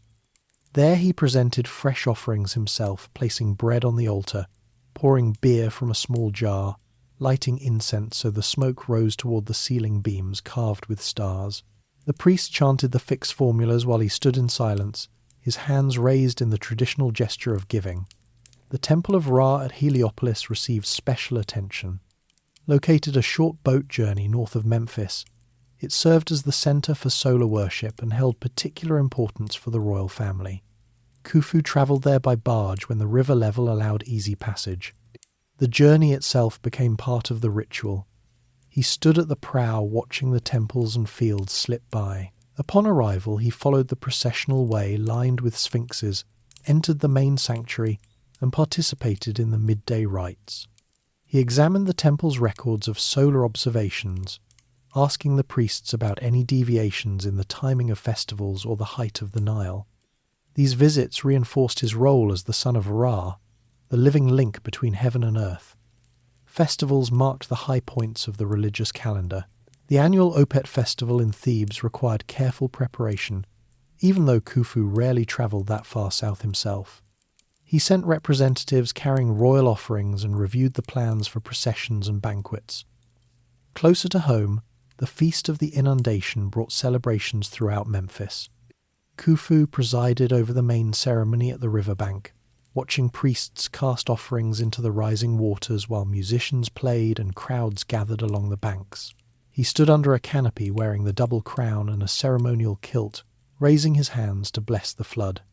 The people responded with cheers and scattered flowers, seeing in him the guarantor of the coming harvest. He ensured that every major temple received its due share of resources. Estates attached to the sanctuaries produced grain, cattle, and linen specifically for divine offerings. Khufu reviewed the annual accounts of these estates with the same care he gave to state granaries. If a temple's lands had suffered poor flooding, he ordered repairs to canals or reassigned labour to restore productivity. Priests submitted yearly inventories listing every item used in rituals down to the number of lotus flowers placed before the statues. He approved these lists and occasionally increased allocations for important festivals, believing that generosity toward the gods returned prosperity to the land. Smaller local shrines also fell under his oversight. In the nomes, provincial temples dedicated to regional deities received regular supplies of copper tools, incense, and fine cloth. Nomarchs reported on the condition of these shrines during their audiences in Memphis. Khufu listened and issued instructions. Rebuild a collapsed wall here, replace worn statues there, increase the number of daily offerings at another. These commands travelled back with the returning officials, ensuring that even distant communities felt the king's attention to divine matters. The priests themselves formed an important part of his circle. High priests of Ptah and Ra held positions of trust and often advised him on matters beyond religion. Khufu met with them privately after major rituals, discussing not only temple affairs but also the mood of the people and any signs of discontent. These conversations remained confidential. The priests understood their role as both servants of the gods and observers of the kingdom. In return, they received estates, titles, and the honour of having their names recorded near royal monuments. Khufu participated personally in key ceremonies throughout the year. During the said festival preparations, though he had not yet reached the traditional 30-year mark, he began studying the rites that would renew his power. He practiced the ritual run and the symbolic acts with senior priests in a private courtyard. These rehearsals kept the traditions alive and prepared him for future celebrations. At harvest festivals, he received the first sheaf of grain from the fields, offering it at the temple before distributing portions to officials and workers. His family joined him in many of these duties. Wives and older children walked in processions, carrying small standards or helping present offerings. The royal sons learned the gestures and formulas by observing their father. These shared experiences taught them that kingship involved service to the gods as much as command over men. Khufu watched their participation carefully, noting who showed proper respect and attention. The pyramid project itself incorporated religious elements from the start. As the structure rose at Giza, small shrines appeared along the construction paths where workers could offer quick prayers. Khufu approved the placement of a temple dedicated to Hathor near the Valley Temple site, ensuring the goddess of the West received her share. He visited these areas during inspections, making offerings on the growing monument to bless the work. Daily life in the temples continued its ancient rhythm under his watch. Priests rose before dawn to wash the statues, dress them in fresh garments, and present the first meal of the day.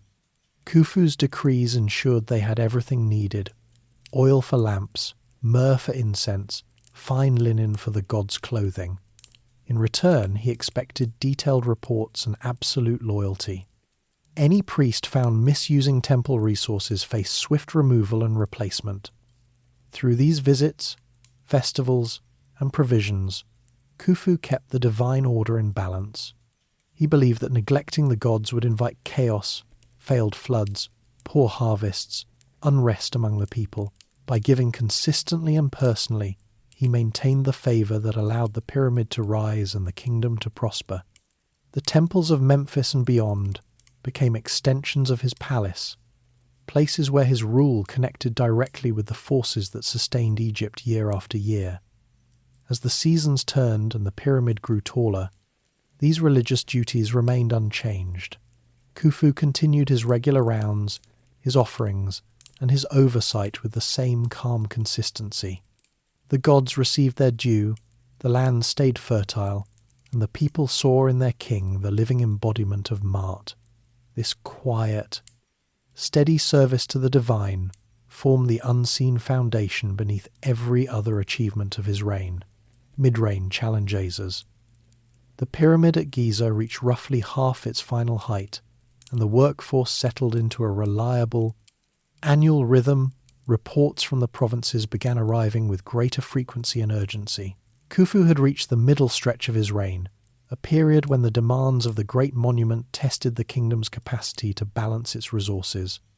The daily audiences in Memphis now carried a heavier load of practical concerns from distant nomes, and he addressed each one without altering the steady pace he had established. The first signs of strain came through the regular dispatches carried by nomarchs or their couriers. In the southern nomes near Aswan, one report described a lower-than-average inundation the previous year. The flood had receded earlier than usual, leaving some fields drier than expected and reducing the grain yield by nearly a fifth in certain districts. The nomarch requested a temporary reduction in the labour quota for Giza, so that more men could stay home to repair irrigation channels and plant additional crops in the remaining moist soil. Khufu reviewed the figures himself, comparing them against the central granary records that showed overall reserves still sufficient for another full season. He approved a modest cut in that nome's contribution for the next inundation period, but required the nomarch to submit monthly updates on canal work and expected harvest.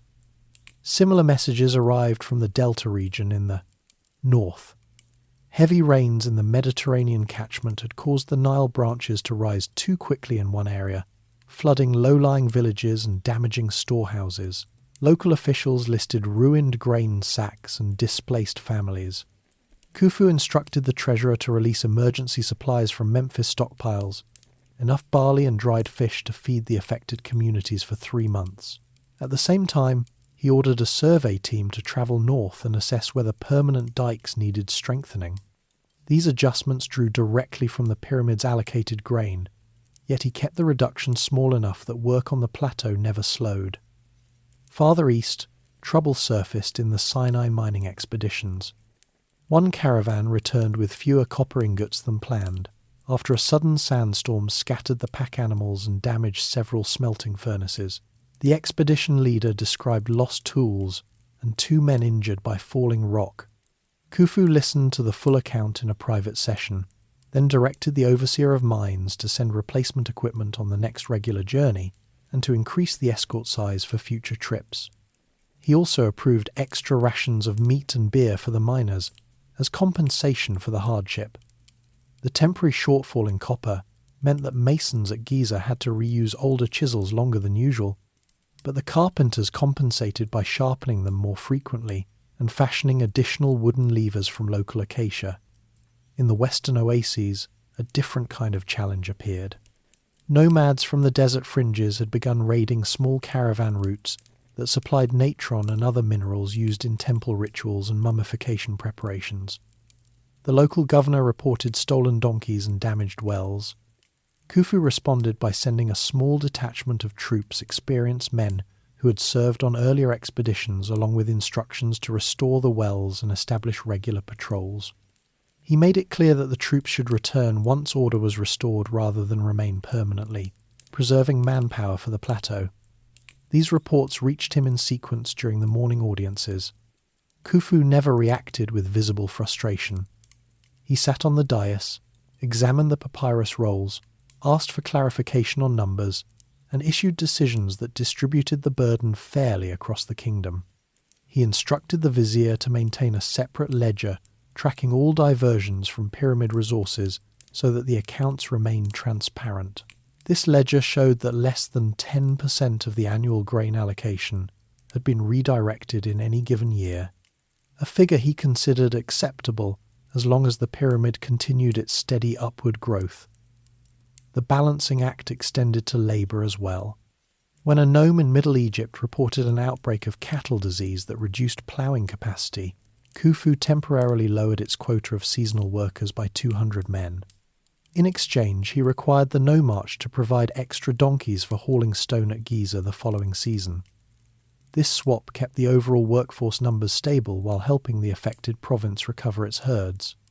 Similar exchanges occurred with other districts facing localized problems, flood damage, locust swarms, or depleted fisheries. Each time Khufu ensured the pyramid project received equivalent value elsewhere so that construction timelines stayed on schedule. He also monitored the impact on the royal household and court. Wives and older sons heard summaries of these reports during evening meals. One son accompanied him on a short inspection trip to a nearby nome, where canal repairs were underway. The journey allowed the boy to see firsthand how provincial needs intersected with the larger demands of the monument. Khufu used these occasions to explain the calculations aloud. How much grain could safely be moved? How many men could be spared without halting ramps or quarrying? The lessons remained practical rather than formal. Priests from the temples brought their own concerns.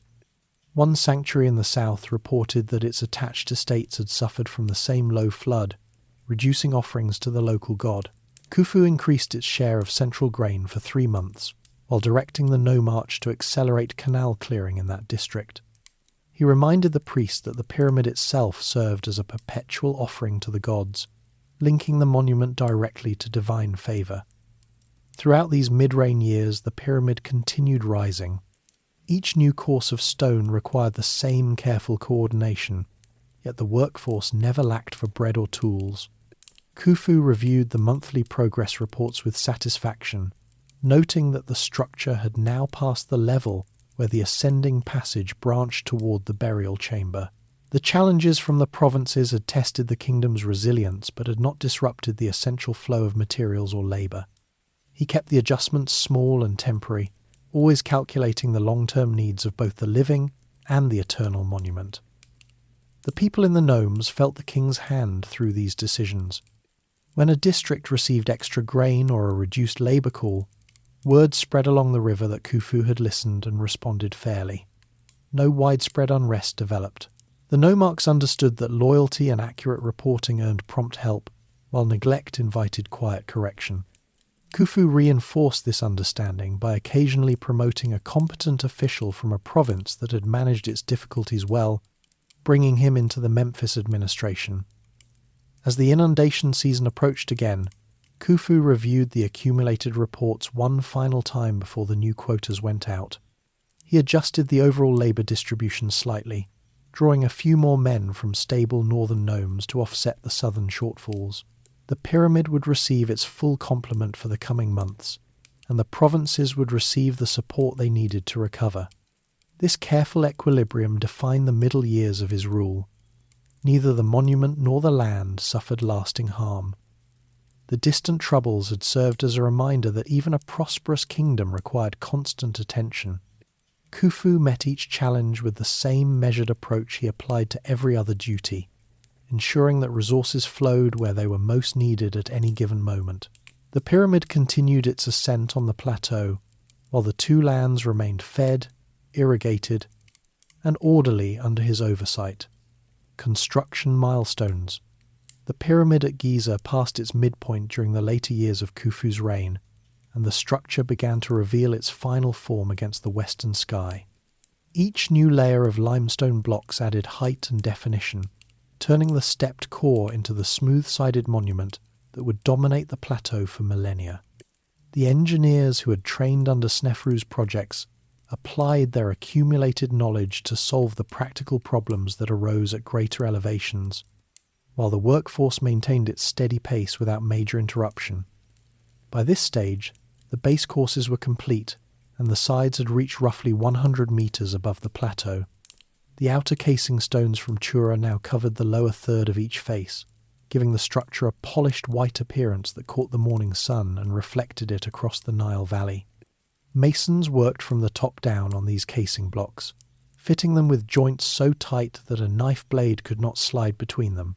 They used copper chisels to trim the edges on the ground before the blocks were raised, then levered each one into position with wooden beams and adjusted the final alignment with thin layers of mortar mixed from gypsum and sand. The internal passages had already been sealed at the lower levels. The descending corridor leading to the unfinished underground chamber had been blocked with granite plugs slid into place from above. Higher up, the ascending passage to the grand gallery was complete, its walls dressed smooth, and its ceiling formed from massive limestone beams set at a precise angle. Engineers had installed a series of relieving chambers above the future burial room to distribute the immense weight of the stone above. These chambers were roofed with granite slabs laid in cantilever fashion so that the pressure transferred outward rather than downward onto the sarcophagus area. Khufu received models of these chambers during his palace reviews and approved the final placement after the architects demonstrated how the load would be carried safely. Ramps remained the primary method for lifting the heavier blocks. As the height increased, the main ramp on the south side had grown longer and wider, constructed in layers of rubble and mud brick, with a gentle slope that never exceeded 1 in 10. As the pyramid rose, the ramp was extended, and its surface resurfaced with fresh clay to keep the sledges moving smoothly. Workers poured water ahead of each sledge to reduce friction, allowing teams of 40 men to pull blocks weighing several tons up the incline in coordinated steps. Side ramps branched off at intervals so that casing stones could be delivered directly to the faces without interfering with core construction. Surveyors checked the ramp alignments daily with plumb lines and water levels to prevent any twist that might throw the entire structure out of square. The workforce adapted its routines to the changing height. Gangs assigned to the upper levels received additional training in rope handling and scaffolding. They built temporary wooden platforms around the working face, secured with ropes of twisted papyrus so that masons could dress the stones in place. The sound of mallets striking chisels echoed across the plateau from dawn until the midday heat forced a rest period. In the cooler evening hours, the men lowered themselves down the ramps on ropes or walked the long paths back to the barracks village, where fresh bread and beer waited in the communal halls. Khufu visited the site more frequently during these years, travelling by boat and then by donkey along the prepared road from the river. He walked the base perimeter, measuring the remaining height with his own eyes and noting how the shadow of the structure lengthened across the desert at sunset. During one inspection, he observed a team fitting a casing block on the northeast corner and asked the overseer to explain the method for maintaining the exact slope angle. The architect used a simple wooden frame with a plumb bob to demonstrate the check. Khufu nodded and requested that similar frames be made for every corner so that the 4 sides remained perfectly symmetrical. These visits were practical. He tasted the workers' bread, examined worn tools, and approved the addition of extra shade shelters along the upper ramps where the sun struck hardest.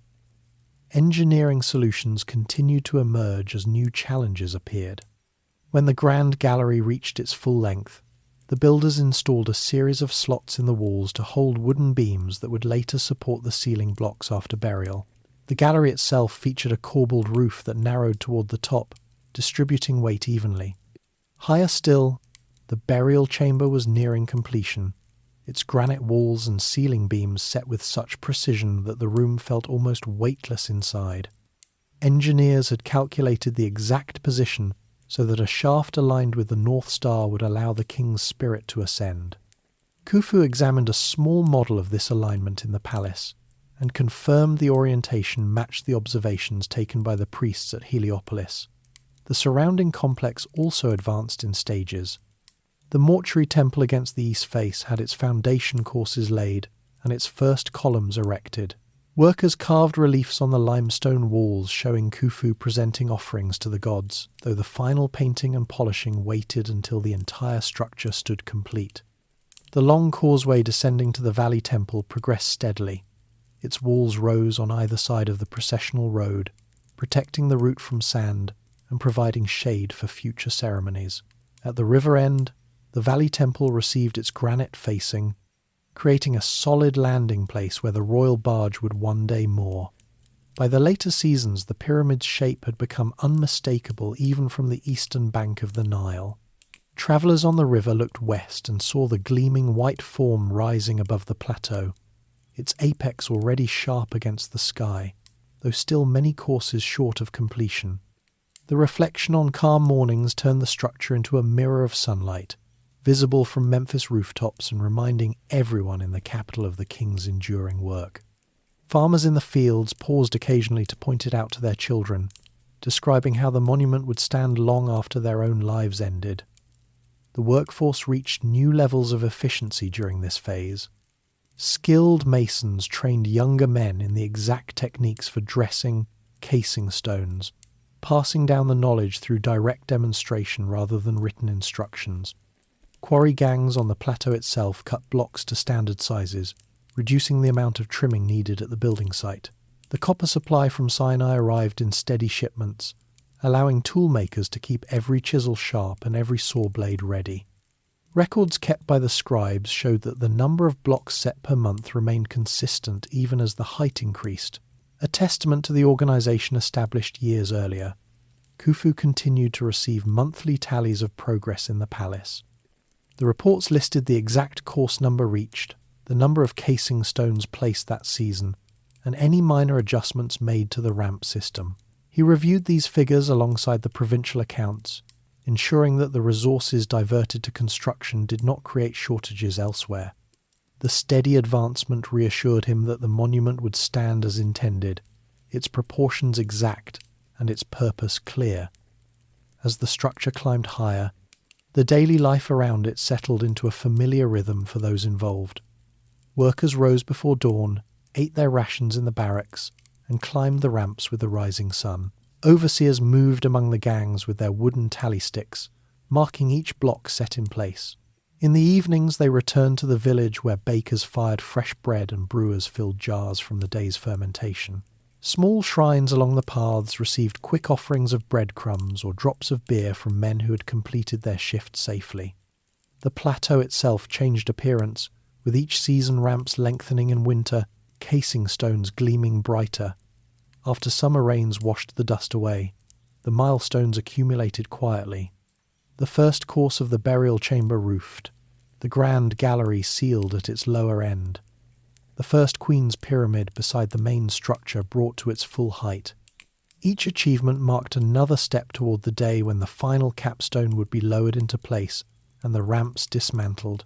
The pyramid no longer looked like a collection of separate blocks, but like a single unified form rising from the desert floor, its sides straight and its proportions balanced according to the sacred ratios the architects had followed from the beginning. Khufu observed these changes with quiet satisfaction during his visits. The monument was becoming what he had envisioned years earlier, a lasting expression of order that would protect his car and sustain the land long after his voice fell silent. The engineers continued solving each new problem as it arose, the workforce continued its measured labour, and the shape on the horizon grew clearer with every passing season, layer by steady layer. Later years of Khufu entered the later decades of his reign with the same measured pace that had defined every previous year, though the accumulation of seasons now showed in the slight stiffness of his joints and the grey that had begun to appear at the edges of his shaved scalp. He remained active, rising before dawn for the temple offering and moving through the palace corridors without assistance, but he adjusted certain routines to preserve his strength for the tasks that still required his direct attention. The pyramid at Giza had reached its upper courses, and the kingdom around it felt more settled than at any earlier point, its administration running with the efficiency he had carefully built. Each season he made the journey to the plateau, usually during the cooler months when the desert wind carried less dust. The trip by boat and donkey took the same route it always had, yet now he spent longer periods simply observing from a shaded pavilion erected near the base. He sat on a low folding stool, wearing his plain linen kilt and a light cloak against the morning chill, while the chief architect pointed out the latest course completed and the adjustments made to the ramp system. Khufu listened without hurry, asking about the exact number of blocks set since the last visit and the condition of the copper tools still arriving from Sinai. He approved small modifications, widening a section of the upper ramp to allow 2 sledges to pass, increasing the water supply points for the men working at greater heights, then watched the gangs move along the scaffolding with the steady rhythm he had come to recognize. Back in Memphis, the daily audiences continued, though he now limited them to the most essential reports. The vizier arrived each morning with a thinner stack of papyrus, summarizing provincial grain yields, canal maintenance, and any lingering effects from earlier low floods. Khufu reviewed the figures against the central records, noting that the kingdom's reserves had grown rather than diminished despite the pyramid's demands. He issued fewer new decrees, preferring to let the system he had established run its course while he focused on the final stages of the monument. When a nomarch requested guidance on a local dispute over field boundaries, Khufu listened to both sides through the vizier, then dictated a simple resolution based on the original land surveys kept in the archive. His reflection on the kingdom's condition came during quiet evenings in the palace garden. After the evening meal, he walked the colonnaded paths alone or with one trusted advisor, the oil lamps casting long shadows across the lotus pools. He considered how the gnomes had stabilized. Southern districts that once reported shortages now sent consistent surpluses northward. Northern delta provinces maintained their fisheries and trade without repeated emergencies. Trade ships from Byblos arrived on schedule with cedar. The Sinai expeditions returned with reliable copper, and the Aswan granite barges delivered the final pieces needed for the pyramid's inner chambers. The people in the streets of Memphis appeared well fed, their markets stocked with bread, onions and fish as they had been throughout his reign. He saw this as the direct result of the order he had maintained. Accurate records, fair labour quotas, consistent attention to the temples. Family matters occupied more of his private hours. His sons had matured into capable men, each carrying responsibilities that tested their readiness. One oversaw the final fitting of casing stones at Giza, reporting directly to his father with detailed measurements and sketches. Another managed the distribution of rations to the worker village, ensuring no shortages occurred even during peak seasons. Khufu spoke with them individually after the main audiences, asking specific questions about the men under their command and the problems they had solved. He offered quiet corrections when needed and quiet approval when reports showed steady judgment. The daughters who remained in the palace assisted in temple ceremonies, their presence adding continuity to the royal rituals. Wives continued their separate households, consulted on family arrangements and occasionally on matters of palace protocol. The household felt settled, its members aligned with the larger duties of the throne. Health concerns appeared gradually. Palace physicians visited twice each month, checking his pulse, examining his eyes, and recommending adjustments to his diet, more soft bread and boiled vegetables, less roasted meat on warmer days. Khufu followed their advice without complaint, understanding that his body needed to last until the pyramid reached completion. He reduced the length of his walks in the desert heat, but maintained his presence at major festivals, standing under the canopy with the double crown in place while priests performed the offerings. The people still saw him as the living guarantor of Ma'at, and he intended to fulfill that role visibly as long as strength remained. The pyramid itself provided the clearest measure of his later years. From the palace roof at certain times of day he could see its gleaming upper portion across the river, the white tura casing reflecting sunlight even when the lower slopes lay in shadow. Monthly reports from the site listed the exact height reached and the number of courses remaining. Khufu calculated the remaining seasons needed, factoring in the steady labour supply and the predictable arrival of materials. He approved the construction of the final Queen's pyramids beside the main structure, each one smaller but built with the same precision. The mortuary temple advanced with its columns and reliefs, the causeway neared completion, and the valley temple received its final granite facing. These elements formed the complete complex he had envisioned from the beginning, now taking tangible shape under his oversight. Provincial stability allowed him to redirect small resources back to the people. When granaries reported surpluses after a particularly good inundation, he authorized the release of extra grain for local festivals in several nomes. Nomarchs received instructions to distribute it through village headmen rather than temple stores, ensuring ordinary families benefited directly. These gestures were modest but deliberate, reinforcing the bond between the throne and the land that supported the pyramid. Reports returned showing increased participation in harvest celebrations and fewer complaints about labour quotas. Khufu also began preparing the administrative records for the future.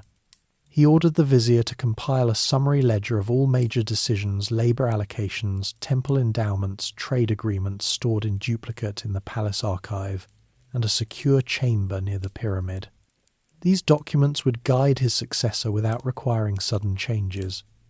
He reviewed portions of the ledger himself, confirming that every entry reflected the principles of fairness and order he had followed. The process took several months but gave him satisfaction, knowing the kingdom's machinery would continue functioning smoothly.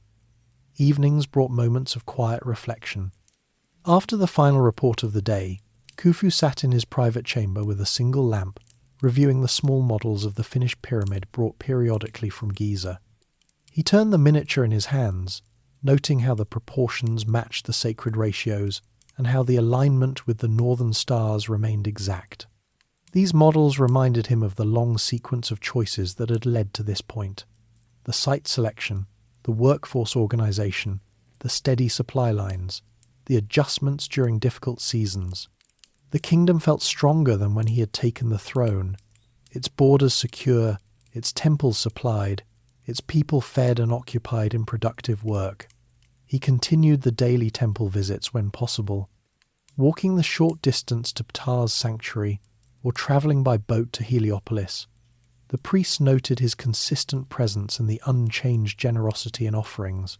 Khufu believed these acts sustained the divine favour that had allowed the pyramid to rise without major calamity.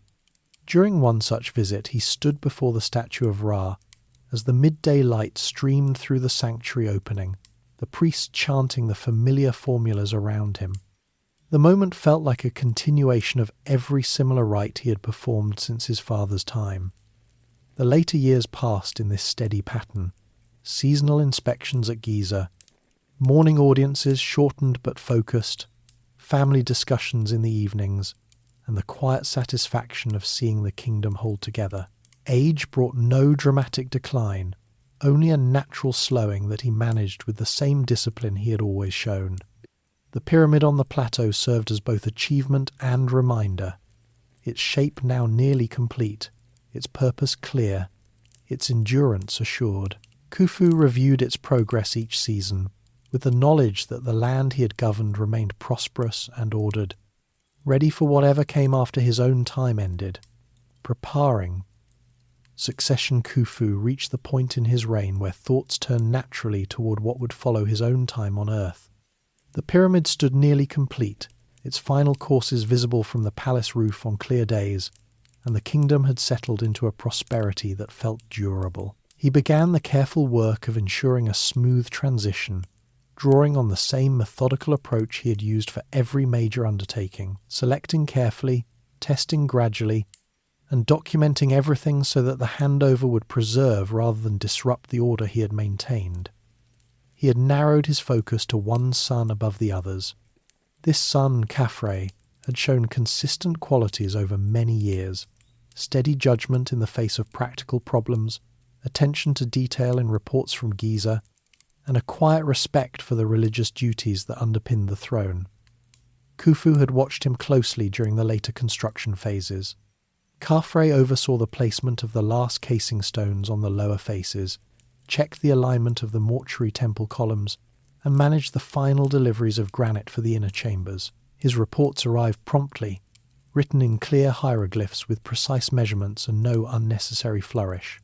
Khufu summoned him often for private discussions, asking pointed questions about workforce morale, material stockpiles, and any signs of strain in the supply lines. The answers came without hesitation, and backed by evidence from the scribes' records.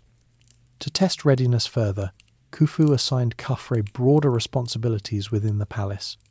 He directed his son to sit beside him during morning audiences for an entire inundation season, listening to nomarchs report on grain yields and canal conditions. Khafre observed without speaking at first, then when invited, offered measured comments that aligned closely with what Khufu himself would have said. The vizier and other officials noted the similarity in approach: calm, fact-based, unwilling to accept vague assurances. Khufu approved small independent tasks as well, reviewing the annual temple inventories from Heliopolis, approving minor adjustments to labour quotas in 2 stable gnomes, and inspecting the cedar stockpiles in the royal yards. Each assignment returned with detailed accounts and sensible recommendations. Khufu read them in the evening lamplight, satisfied that the young man understood the balance required to keep the kingdom functioning. He did not neglect the other sons. One, who had shown skill in administration, continued to manage the distribution of rations to the worker village at Giza. Another, more inclined toward religious matters, assisted the high priests in coordinating festival preparations. These roles kept them occupied and useful, preventing any sense of exclusion while allowing Khufu to observe their continued development. Daughters who remained unmarried received additional duties in the palace household, overseeing the preparation of royal linen, managing the storerooms for festival garments, tasks that reinforced their place in the family structure. The extended relatives, cousins, and half-siblings retained their positions in the administration, their loyalty secured through steady employment and occasional small grants of land. Khufu began compiling personal instructions for the future ruler. In a quiet chamber away from the main corridors, he dictated to trusted scribes a series of papyrus rolls. These documents outlined the key principles he had followed: the importance of accurate records in every department, the need to maintain temple offerings without draining state reserves, the value of fair but firm treatment of nomarchs, and the necessity of regular inspections at Giza even after completion. He described the pyramid's final elements, the capstone yet to be placed, the sealing of the entrance after burial, and emphasized that the complex must receive perpetual endowments so that priests could perform daily offerings indefinitely. Each roll ended with a reminder that Mart depended on consistency. Sudden changes invited chaos. He reviewed the drafts himself, correcting phrasing for clarity and adding details where memory supplied them. The completed set was sealed and stored in a secure chest within the palace archive, with a duplicate placed in a chamber near the pyramid site. He also prepared the court for the eventual transition. In private meetings with the vizier and senior officials, he spoke plainly about the succession without naming Khafre outright. He reminded them of their oaths of loyalty to the throne itself, not to any individual, and stressed that the double crown passed with the last breath of the king. The men listened in silence. They had served long enough to understand the unspoken message. Khufu instructed them to continue their duties exactly as before when the time came. No hasty promotions, no redistribution of offices unless clearly necessary. These conversations happened sparingly, spaced across several years so that the idea settled gradually rather than startling anyone. Family discussions grew more direct in the later evenings. Khufu gathered his wives and older children in the private garden after the lamps were lit. He spoke of the kingdom's condition, the granaries full, the trade routes open, the pyramid nearing its capstone. He explained that the throne required the same steady hand it had always needed, and that one among them had demonstrated the necessary qualities through years of service. He did not single out Khafre by name in these gatherings. The family already sensed the direction from his assignments and the time spent together. The atmosphere remained calm, no rivalry surfaced openly, no pleas for favour. The children listened, asked occasional questions about specific duties, and returned to their routines with the understanding that the matter would resolve itself in due time. Khufu also ensured the practical details of burial arrangements. He reviewed the final preparations for the burial chamber, the granite sarcophagus already in place, the canopic jars carved from alabaster waiting in storage, the ritual equipment, ushabti figures, amulets, the golden mask being crafted by the finest artisans in Memphis. He visited the pyramid site one last time to walk the mortuary temple corridors, checking that the offering tables were aligned and the reliefs depicted him correctly presenting to the gods. The priests assigned to the complex received their endowments, land, cattle, grain, in sealed decrees that guaranteed their service after his passing. He confirmed these endowments personally with the high priest of Ptah, ensuring the temple would continue its role without interruption. In his private hours he reflected on the long arc of his reign. The kingdom had grown stronger, more stable administration, secure frontiers, a monument that would endure. He had avoided the excesses that weakened earlier rulers, kept the people fed, and honoured the gods consistently. The succession preparations formed the final piece, transferring the burden without breaking the continuity that had sustained Egypt for so many generations. 18. Section 18. Death and Contemporary. Khufu's final days arrived quietly, in keeping with the steady rhythm he had followed throughout his life. He had reached an advanced age likely into his 60s or beyond, though exact years were never recorded in the way later cultures counted them.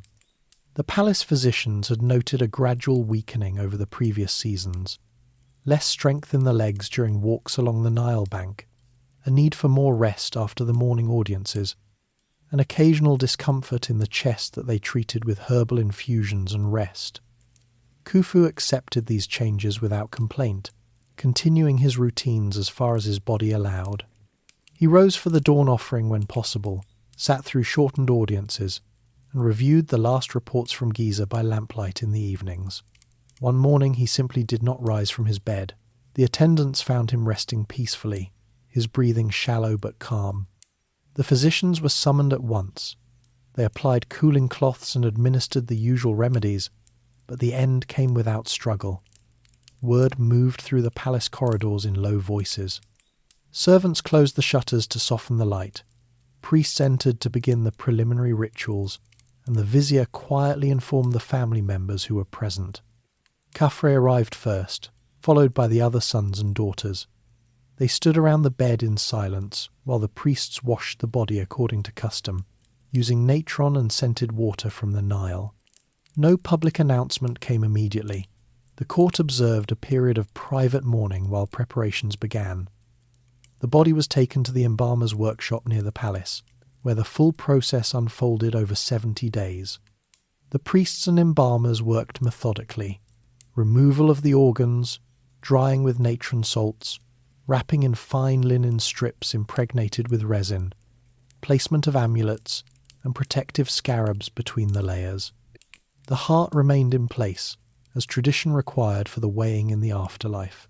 The canopic jars, each carved from alabaster, and topped with the head of a protective son of Horus, received the liver, lungs, stomach, and intestines.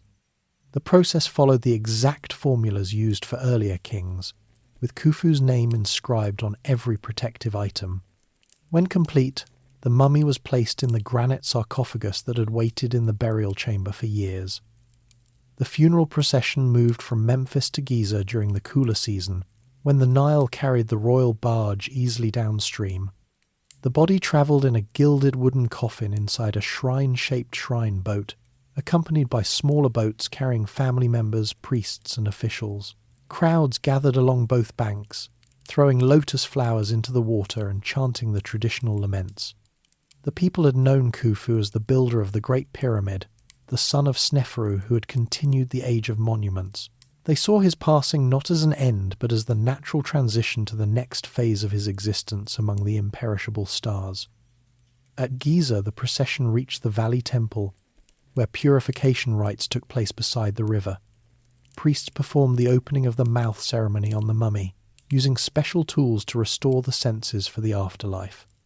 The coffin then moved up the long causeway, carried by bearers while priests chanted and musicians played harps and sistra.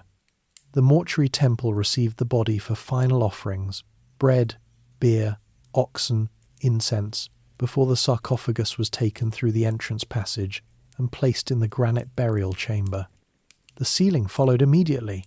Granite plugs slid into position, blocking stones lowered into the ascending corridor, the entrance filled with rubble and disguised under the casing. The pyramid's capstone had been set earlier. Now the monument stood complete, its white limestone sides gleaming under the sun.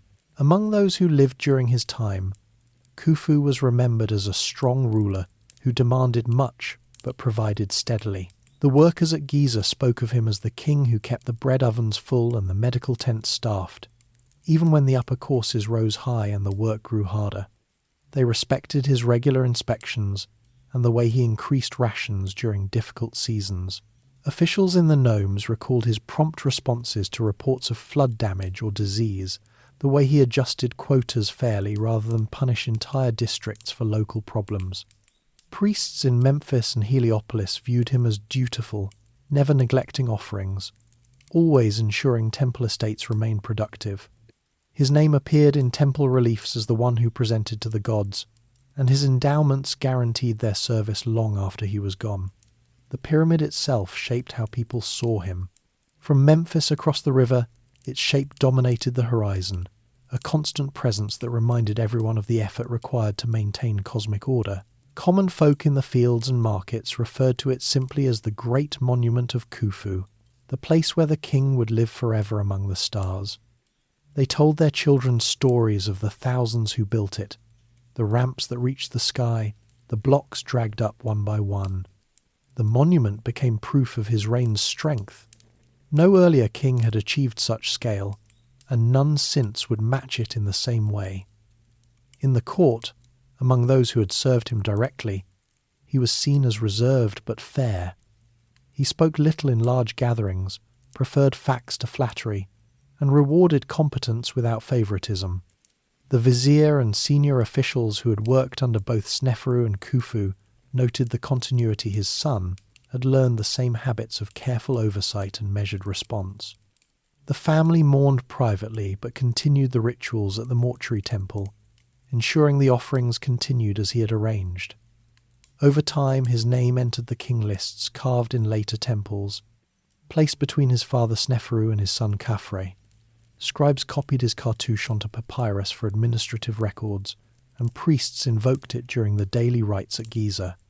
The pyramid endured as his most visible legacy, outlasting the mud brick houses of Memphis, the wooden boats on the Nile, and the lives of everyone who had known him. Travellers from distant lands would later describe it in wonder, but for those who had lived under his rule, it was simply the marker of a time when the two lands were fed, the temples supplied, the borders secure, and the king had fulfilled his duty to the gods and the people. The plateau at Giza fell quiet after the final sealing. The ramps were dismantled, their materials reused elsewhere. The worker village gradually emptied as seasonal labourers returned to their fields. The permanent staff remained to maintain the complex, performing the daily offerings in the mortuary temple. The Nile continued its annual cycle, the inundation brought new silt, and the land remained fertile. Khufu's name faded from daily speech, but lived on in the stone that rose above the desert, a silent witness to the order he had upheld during his years on the throne. The kingdom moved forward under Khafre, who followed the path his father had prepared. The administration continued without major change. The granaries stayed full, the expeditions sailed as before. The people accepted the new ruler as the natural successor, and life along the river resumed its familiar pattern. Khufu passed into the afterlife he had prepared so carefully, leaving behind a land that was stronger for his steady hand, and a monument that would speak his name long after every voice that had known him fell silent. The pyramid stands complete on the plateau, its casing stones catching the last light of day.